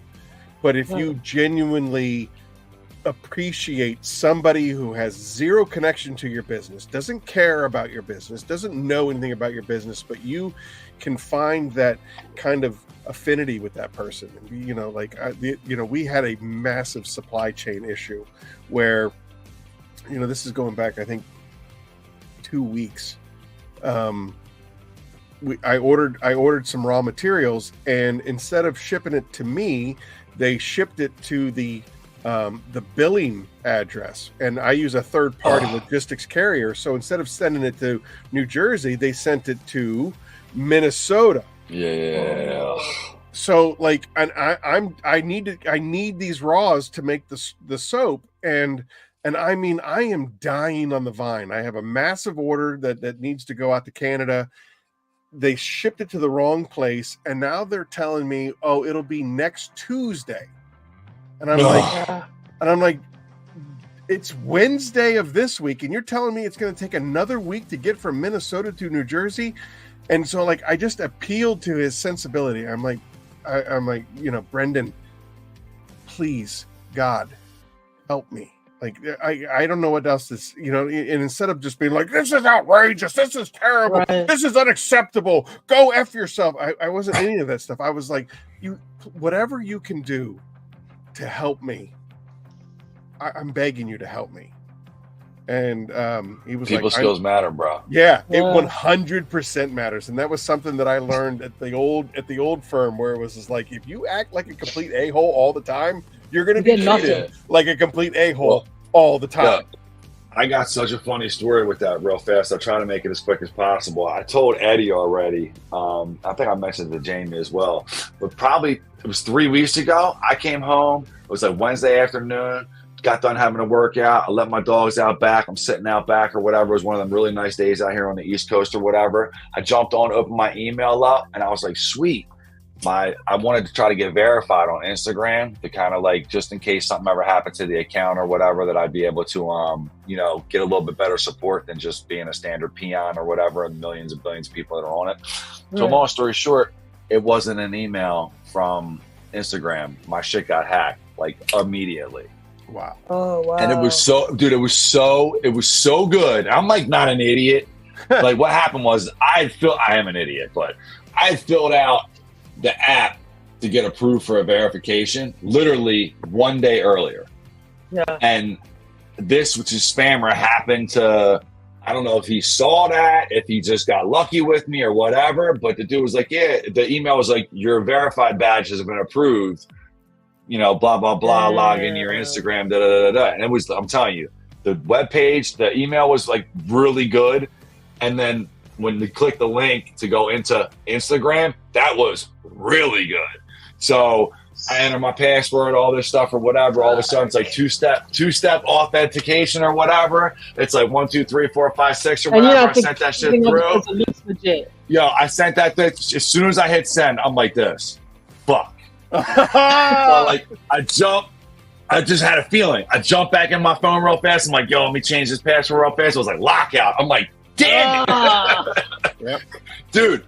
And at this point, Jamie just made that video that had went like dummy viral with the loonies in the background for you're having a good Monday when you're dropping a bio-bomb or whatever. And we must have just got, it was like 4,000 fans, 5,000 extra fans within those first couple of days or whatever, followers just from that post. And all of a sudden I'm locked out of the account. And I'm like, you got to be kidding me. 2 seconds later, no lie, 2 seconds later, my WhatsApp goes off. Yo, bro, you messed up. And I'm like, here we go, yo. I'm about to get extorted. Like, but in a normal situation, if it was me back in the day, I'd have been like, expletive, F this, I'm dumb, screw you, man, this, that, and whatever. And my first message to the dude, I was like, all right, eyes on the prize, man. You got to get your account back. Can't lose this shit. You got 10,000 followers, whatever. It's worth whatever. So I responded right away. I'm like, all right, man, listen, real recognize real. I respect your game. You caught me slipping. I'm an OG, not trying to play games. What do we got to do to get my account back? And like immediately the kid was like, all right, man, I like your style. Like a lot of people don't handle things like this. I usually charge $1,000. How about you give me $400 in Bitcoin and we'll call it a wrap? I'm like, man. And then I'm thinking to myself, whatever, dude, like you got the cost to be the boss. And like I said, I got caught slipping. So I had to do this whole blockchain transaction, give this kid, it was a kid, 400 hours, 20-year-old kid from Turkey, try to work his way through school. Now, it took me 20 minutes to squeeze that information out of the dude. You know what I mean? Because he wanted to be a tough guy on the phone. And meanwhile, I'm thinking to myself, like, shit, man, I don't want this guy digging in even more into my account. Next thing you know, he's like, oh, it's a business. You got a shop, this, that, and the third. And he's going to try to extort me for more money. So the whole time I'm on my phone like this. I'm like asking them all types of questions. Yo, how's this work? How's that work? Or whatever. It's got to move through the blockchain. I don't know if any of you guys ever did like into a Bitcoin stuff or whatever, but like when you start a transaction, like you are so handling this way better than I would have. I would have lost. Bro, my you mind. don't understand. Like, You don't understand. All I cared about was like, yo, I got to get the account back. So I'm being real patient with the kid, and I'm being nice to him, but I'm still kind of like, I'm giving him his credit, you know? And the blockchain thing goes through. Long story short, I wound up staying on the goddamn WeChat with him for 2.5 hours. Talking about, yeah, come to America, this, that, and the third. I appreciate you, bro. You gave me the best learning lesson I've had in a really long time. This, that, and the third. I became friends with the kid, and by the time I got off the damn phone with him, he's texting me about, yeah, I'm gonna come to America. Maybe I can stay with you, this, that, and the third. I said, listen, motherfucker. He's coming for Thanksgiving dinner. I said, you come over to my house and I'll let you sleep in my crib, and I'll wake up on a cardboard box. I swear to God, I'm going to find you and kill you. You know what I mean? Like, and like the kid and me are laughing back and forth. And I said, listen, bro, I'll be honest with you. Like, I don't care about the $400. I said, I hope me and you got a chance to connect today or whatever. And like, you just, you know what I mean? Whatever it is you're doing in life, you took a little bit more from this than $400 from me, you know? Because I tried to guide the kid, like, you don't have to be a POS for the rest of your life, you know? That's a good contact to have in case you got some enemies. I wish that I had I said the same shit. I'm like, yo, first thing I'm thinking, I'm like, time to pivot. I'm like, pull out my list. Yeah. Like, okay, I see you, buddy. Let me just say. Gold. I wish that I had a better following, because this is primetime television. Holy hell! I spent 3 hours of my life. Contact information from you. Oh my God. My DM's gonna be blowing up. Like, yo, what's up? Your boy taking work? I'm taking a flight. I'm going to Turkey. I'm going to Turkey. We're gonna have the whole Phoenix family swarming this bitch. That was crazy, man. It was crazy. I got my shit back. I'm telling you, I felt like I was on top of the world, man. And then the kids walking me through. Best comment. Should have used Jamie 10. Yo. Oh, shit. It was, dude, I'm telling you, it was an experience, yo. But that was a sweet victory for me. I left. Well, here's the. He gave me back my thing. I gave him the money, whatever. We talked. I kind of had a bunch of like, listen, man, you got to take a better path in life. I hope you find success. What are you doing for, school, this, that, and the third? I'm trying to get through this. My family's struggling for finances, yada, yada, yada. And I told him, I said, listen, man, women do certain things to work through school. Like, I'm not mad at you for hacking my thing. Like, I feel a little violated. So I guess it's kind of like relatable. But, ultimately, like, how about I said, next time you go to do this to somebody, because he's like, yeah, I'm kind of letting you off easy, man. Most guys usually aren't like me or whatever. And I'm like, listen, next time you do this to somebody, why don't you just start with the, hey, I'm working through school thing. Like, don't let me pry it out of you 25 minutes later, because I think you're the biggest POS I've ever met my entire life. I'm still not a big fan of you, but if you're using I'm trying to get through school, I got to have a little sympathy for you a little bit. You know what I mean? Yeah. Oh my God. Yeah, I tried to get that. Eddie, I tried to get that dude come to the crib, without a doubt. Come hang out, buddy. My 4 hours. Come on over. Come on over. You're gonna wake up in a box with a T-shirt that says, "I got drunk in Pennsylvania." Nah, man, it was a good listen. It was a very, very good lesson. It just goes to show you, man. Like, if you're not paying attention all the time, like, somebody will catch you sleeping, and you could lose everything. I mean, obviously, I felt like we'd be able to build back up or whatever, but like, you lose something like that, man. It sucks. I woke up on a Sunday morning and almost the exact same thing happened to me. But right at the last minute, I kind of sort of felt weird about it. And I was like, let me just report this conversation to I think it was Facebook. Let me just report this conversation to Facebook, because I think this doesn't sound completely on the up and up. And I reported it. And then I went through with it, and sure enough, everything got shut down. And that's when I was just like, hey, all, Facebook, you need to address this and fix this shit. And they took care of it. So I was close. I was right there. And I get it. Like, there's a sense of dread that was like, oh, shit, what did I just do? Yeah. I'm telling you, I put that six-digit code in, and as soon as I put it in, I just heard the voice in my head, like, lockout. I'm like, I just knew it was coming. And it happened. And at that point, I said to myself, I'm like, all right, dude, you've been going through all this BS for the past 3 years of your life, all the growth, you know, your breakup and this and that and the sacrifice, whatever. I'm like, you've been saying you're a changed man. You're doing all these different things. Now let's see if you don't want to lose your shit on some little fucking turkey boy that's probably, you know, who knows what he was. Did you see what Eddie just wrote? Dude. Did you see what Eddie just wrote? Yeah. 59 years old. His name's Milton from Montana.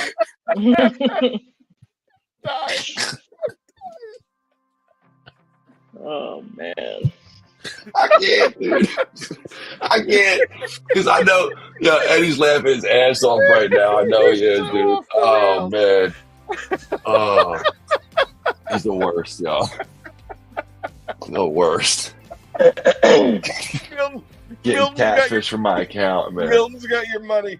Oh shit. Oh god. I'm telling you, I gotta find somebody. You guys ever see those little, when people do like animated videos, like there'll be a podcast and it'll be like a 30-second cartoon of like an animated video of that little snippet from the podcast, and it'll actually recreate the scene that they're talking about. Yeah. Like, that's what I gotta do. You know what I mean? And have Milton from Montana saying that he's 20 years old from Turkey. Fat guy with have a little cartoon with me with the beard and shit. And then like Eddie hitting me up like, yo, bro, you getting catfished. Big fat huge white fat guy, his t-shirt comes halfway down his belly and he's just like, I'm just a little boy from Turkey, come on man, normally I get people for $1,000, but for you it's only going to be $400. He said 400 in Bitcoin. That a friend from typing all of that. Oh my god, that's hysterical. That was funny, man. All righty. Next question. Sorry. Next question. I know. I'm telling you, it's like so much fun to be a small business. Oh god. What is the weirdest thing you've ever found while detailing a vehicle? Ooh.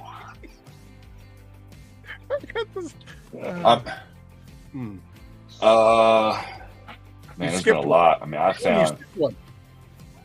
I found needles. I found used condoms. I found sex toys. I found. I think a plug was probably the craziest thing I've ever found. And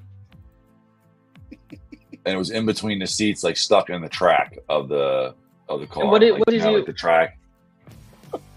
I laughed really. I mean, the coolest thing I ever found was $200 cash. And that was in a dealership car that was already traded in. Detail, because they're so bad at the dealerships, literally didn't check underneath the seat. And there was 200 bones underneath the seat. And I'm like, yo, dog, we going to the buffet for lunch today. But the worst thing was definitely a plug, without a doubt. Jeez. All right. Yeah. Have you ever had a customer... Yeah, we're moving on from that one. Have you ever had a customer express unrealistic expectations of a detail? Like for me, where this question came the from best. It's the best. Yeah, dog hair.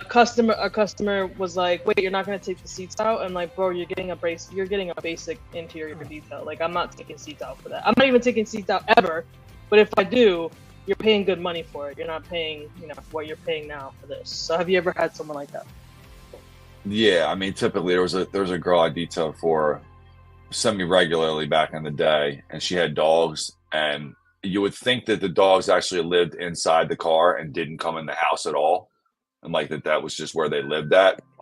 Because every time I would tell her, like, listen, I'm going to have to charge you extra for dog hair removal. She said, well, it's really not that much. Start emptying my vacuum prior to doing her car, and then I would literally vacuum up all the hair. And then I would take the hair out of the vacuum, put it in a plastic bag, and then put that in the front seat and tie it up for her and be like, yo, just so you know, like, this is how much hair came out of your car.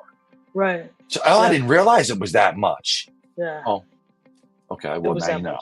Yeah. Eric gets that a lot. Papa Smurf gets that a lot. Oh, it's not that bad. Famous last words. It's just a standard. I mean, listen, it's just somebody says that shit, you better run for the hills. If they're like, yo, it could use some work, it's a little dirty, you're like, all right, cool, this person has realistic expectations. Right. Like, oh, it's not that bad. Like, I don't want to see inside your house. I'm kind of nervous right now. I've had customers like that. That's always my thing, right? Like, that's always my thing. I've always been real weird with that. Yeah, I don't like to speak on that a lot, but that's how I feel too. It's like kind of one of those things where it's like, if you kind of can, like, I don't know, for me, it's like, I couldn't even have somebody get into my work van is cleaner than most people's cars. Yeah. You know what I mean? And like, I work in that thing all day, every day. Like, I couldn't imagine. Some people are like, yeah, I'll drive. I'm like, nah, I'm cool. I'm driving now. There's no way I'm being in your car at all. I went out with a homie a couple weeks ago. I was making fun of her the whole time or whatever because she picked me up or whatever. And like, it looked like it was a bomb went off inside the whip. And I'm like, yo, you know what I do for a living, right? Like, this is highly offensive to me right now. Like, I just took a shower and shit. You know what I mean? Like, we were fun. You know what I mean? I was making fun of her or whatever. But I mean, it's just like one of those things. I'm a clean car guy. I got to keep, like, everything's got to be clean from me. Yeah, same. All right. What social media platform have you had the most success with? Instagram, hands down. Instagram. But, you know, I want you guys to do me a solid if you can. If you guys are on TikTok or Facebook, reach out to the homies. I got 2 buddies that have been trying to build up those social media lanes as well. If you guys go on TikTok, the gentleman's name is Matt Godfrey. Super cool dude. I'm sure he's probably reached out to some of you already. If you're on Facebook, my boy Rob is pretty much on there. So give us a follow and like on there if you can. Obviously, you know, we're trying to kind of grow on those markets. I was able to do your Instagram and your Facebook, but I didn't have your TikTok because I'm not on there. I probably should be, but I'm not. But there's your information. If everybody wants to give him a follow, that would be fantastic. I found for me the easiest way to follow him on social was to go to his website, which is bio-bombs.com. And then if you scroll to the bottom of his page, he has all the links to his social medias, which is what I did. So I went to bio-bombs.com and then I was able to follow him from on all of his social media platforms from his social or his Facebook page or his website. Sorry. Follow it. Yeah, I follow you guys. All right. How do you classify success? And so success for me, I feel like is defined differently for a lot of people. What does it look like for you? Everyone has their own definitions, whether it's a dollar amount, whether it's a point in your career, whether it's some personal growth or whatever it is. How do you classify your success? I think it's changed over the years. When I was younger, obviously, I was always a worker. I always worked 2 jobs, 3 jobs. It was always about the dollar. That was really the only thing I really cared about, is kind of making sure I can kind of establish myself and have money. I used to like to buy a lot of dumb shit and kind of, you know, just kind of spend like there was no tomorrow. As I've gotten older, especially over the past year since I've been on Bio-Bombs, like on social media, it's really become like my success to me is kind of like hanging up the phone with somebody and the feeling I get that like they're hyped and excited to try something that's going to make their life easier, solve problems. That's for me, the success is like what I'm doing now. Like the big picture of what happens with us and stuff like that as we grow, of course I'm interested in it, but I was telling 2 people I told over the past couple of days, I'm more fulfilled than I've ever been my entire life. Yeah. Because I love what I'm doing and I truly enjoy. I needed more friends because I was like kind of so hunkered down doing this Bio-Bombs thing for years without the social media thing. I've met so many really cool people over the past year. I could jump on a plane right now and I guarantee you, like I could go, anybody in this chat right now, I pretty much had conversations with multiple times. Like I can go fly out anywhere in the country and have a homie that I never even got a chance to meet face to face, you know? Right. Tim and Adrian and Ricky all met me down MTE. You know, right. Like that was one of the coolest experiences I had this year thus far. I got a chance to meet 3 brand new dudes that are like amazing cats that have been supporting us and, you know, shouting us out from day one. So, you know, success to me is just building something and doing something that you love and enjoy. Work not being work ultimately because you enjoy doing it. To me, at this point in my life, is success. You know? Speaking of MTE, we're trying to get everybody that I can possibly reach out to go down to MTE. We're doing. I know I got 3 of the 4 horsemen already signed on. Chelsea's coming down. Eileen, you're going down there. I know Tim is going down there. Adrian's going down there. Eileen, you're going next year? Yep. I will be there. Yeah, good. We're all going down there. Let's do it. Christian, like, listen, Papa Smurf says you need your own TV show. Like, honestly, you are such a personality.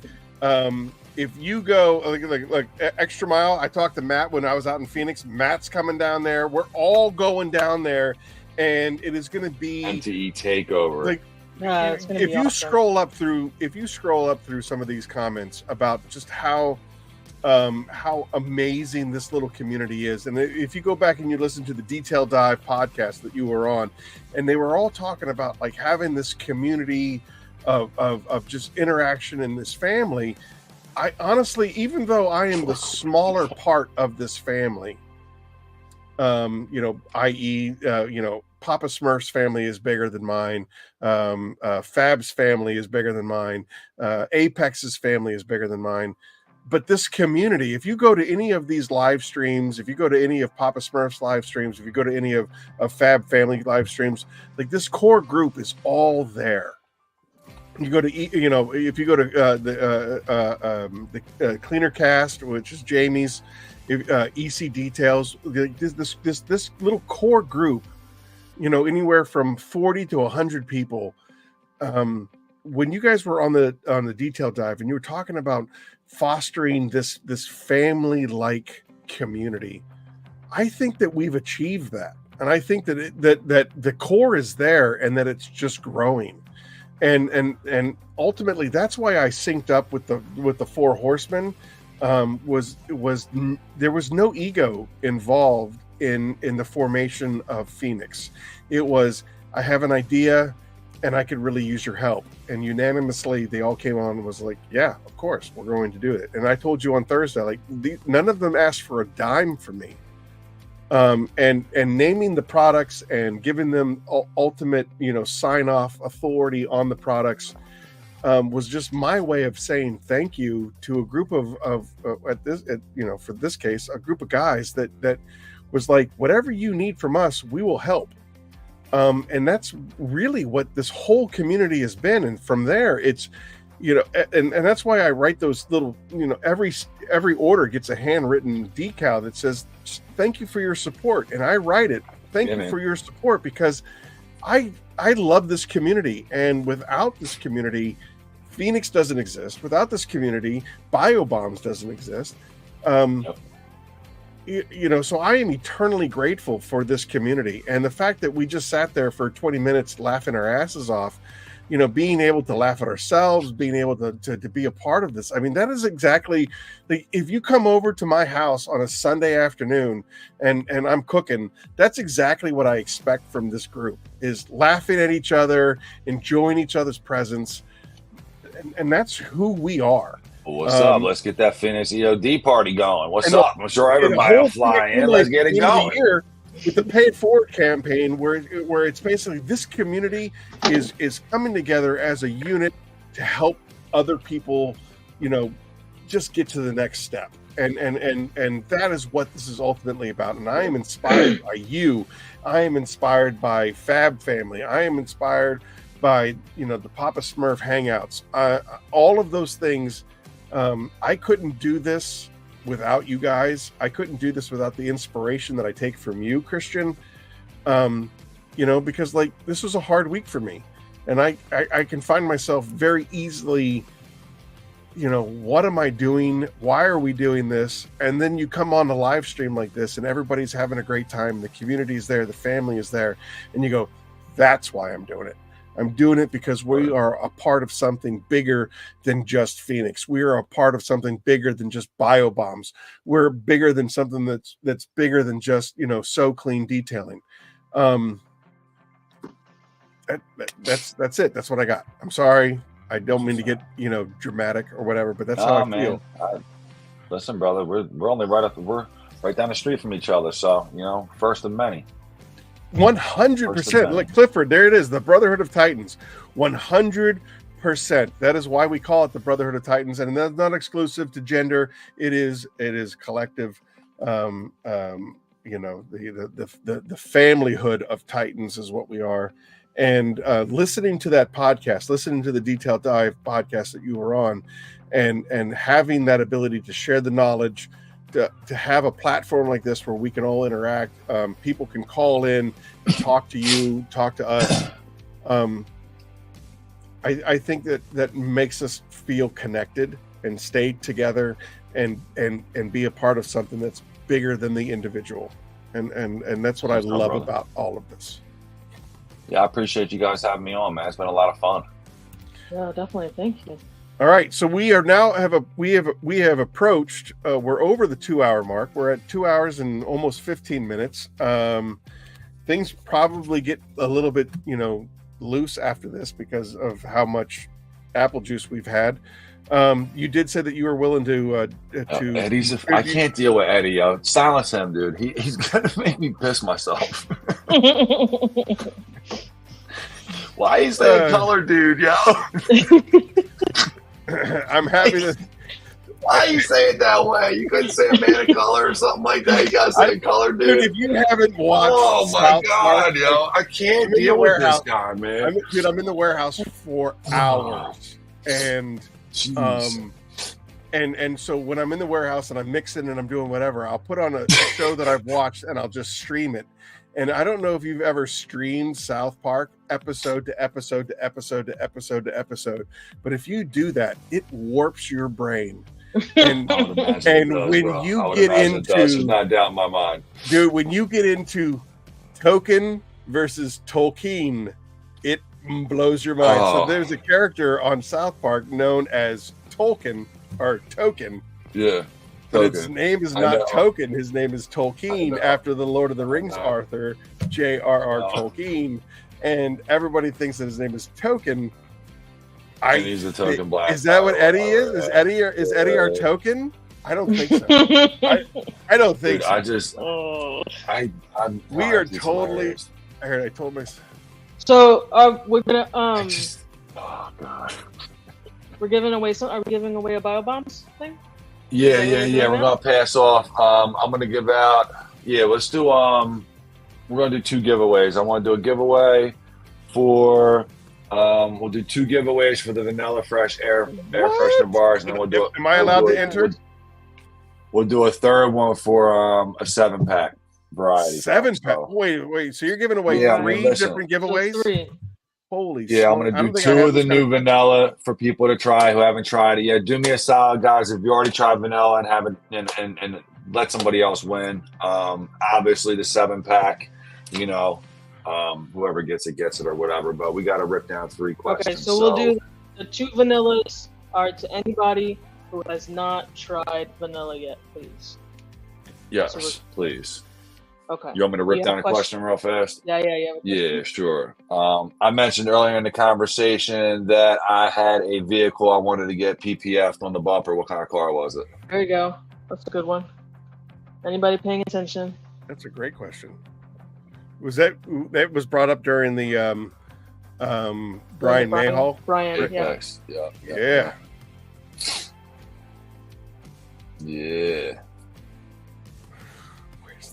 That weird voice. The love is where you answer the question appropriately.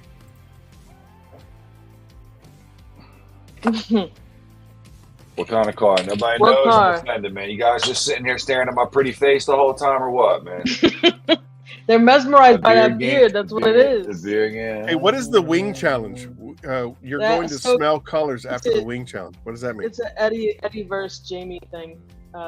They're each selling a type of coating, and whichever one wins, the other one has to eat the wings. I've got Corvette, Camaro, Porsche, Nissan 240. Nope. You guys are ridiculous. I don't like any of you no more.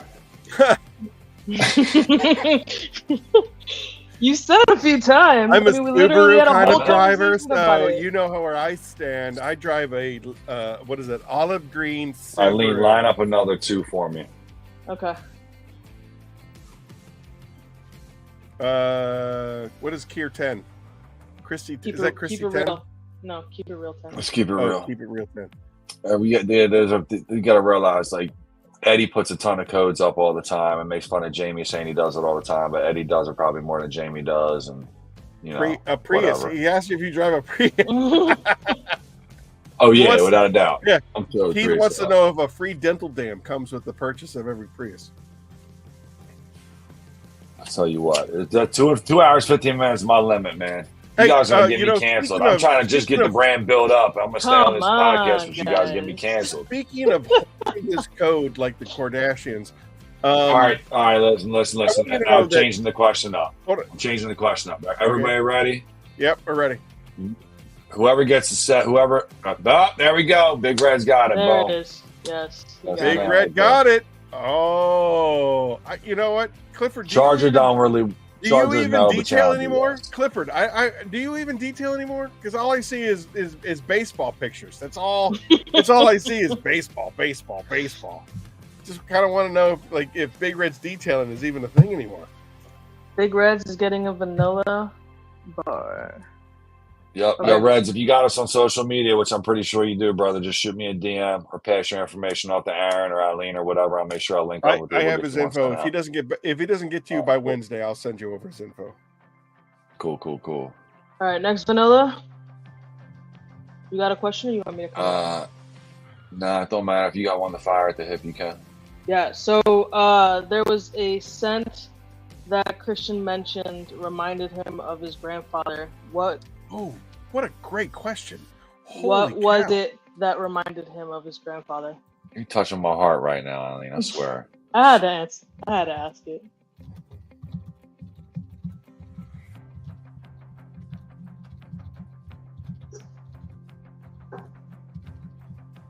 There we go. That's Big Papa right there, right? Yeah. Cool. Pop, I get you something. We talked a little earlier. Shoot me a DM, man. I'll make sure I square you up.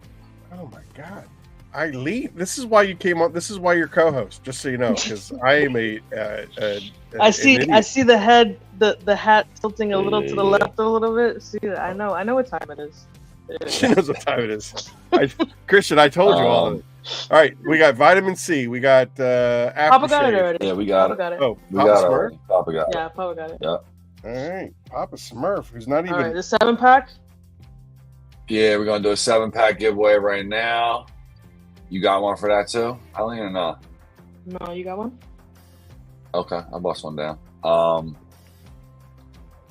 I didn't even introduce. I showed you guys something I probably shouldn't have showed you that I wasn't ready to release yet tonight.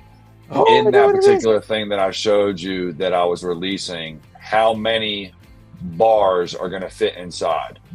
Exact answers only. Oh, I got it. Can I enter? Because I haven't won anything from you. I got you, boy. Knock it off. I want to answer.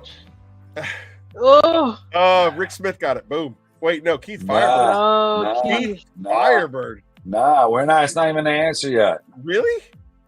I'm going by real number. Like the actual. Like I said, there was a certain amount that you could fit in there, and all the numbers you guys are given are not numbers that would be the ones that would fit in there. I'll give you a clue. It's not a whole number. I would have bet my farm on number 3. Oh. Nope, I'm still not saying it. It's not a whole number. Nope. It's not a whole number. I mean, how much more of a clue could you guys possibly want here? 3 bars, 6. Nope. No. Well, first of all, Big Reds, you got to work on your math, dog, because three bars. 3 is not 6. Well, you say 3 bars, you break it. I think you're saying you break it in half. Like you had 3 bars that you could break in half. I'm telling you, we're so close. It's unbelievable, guys. Keep going. Big Red, you're not eligible to win again. You just won something, so just shut it down. Doesn't matter. Right? He was the closest one. He was the closest. There we go. Keith got it. 1.5. That's funny, man. Yeah, that's so funny. Well, that makes 3, right? 1.5 makes 3 because you said 3 bars. Well, it's the bar. The bar is 2, and then there's a half. If there's 3 that fit inside there, so it's 1.5. I guess you got to keep the fourth bar in your. I think Keith scored one. Keith, didn't you score last time when I did a podcast back with Jamie or Eddie? I'm pretty sure Keith got something last time from me too. I think it's possible, but he hasn't won. He hasn't won in 2024 on the curmudgeon's corner.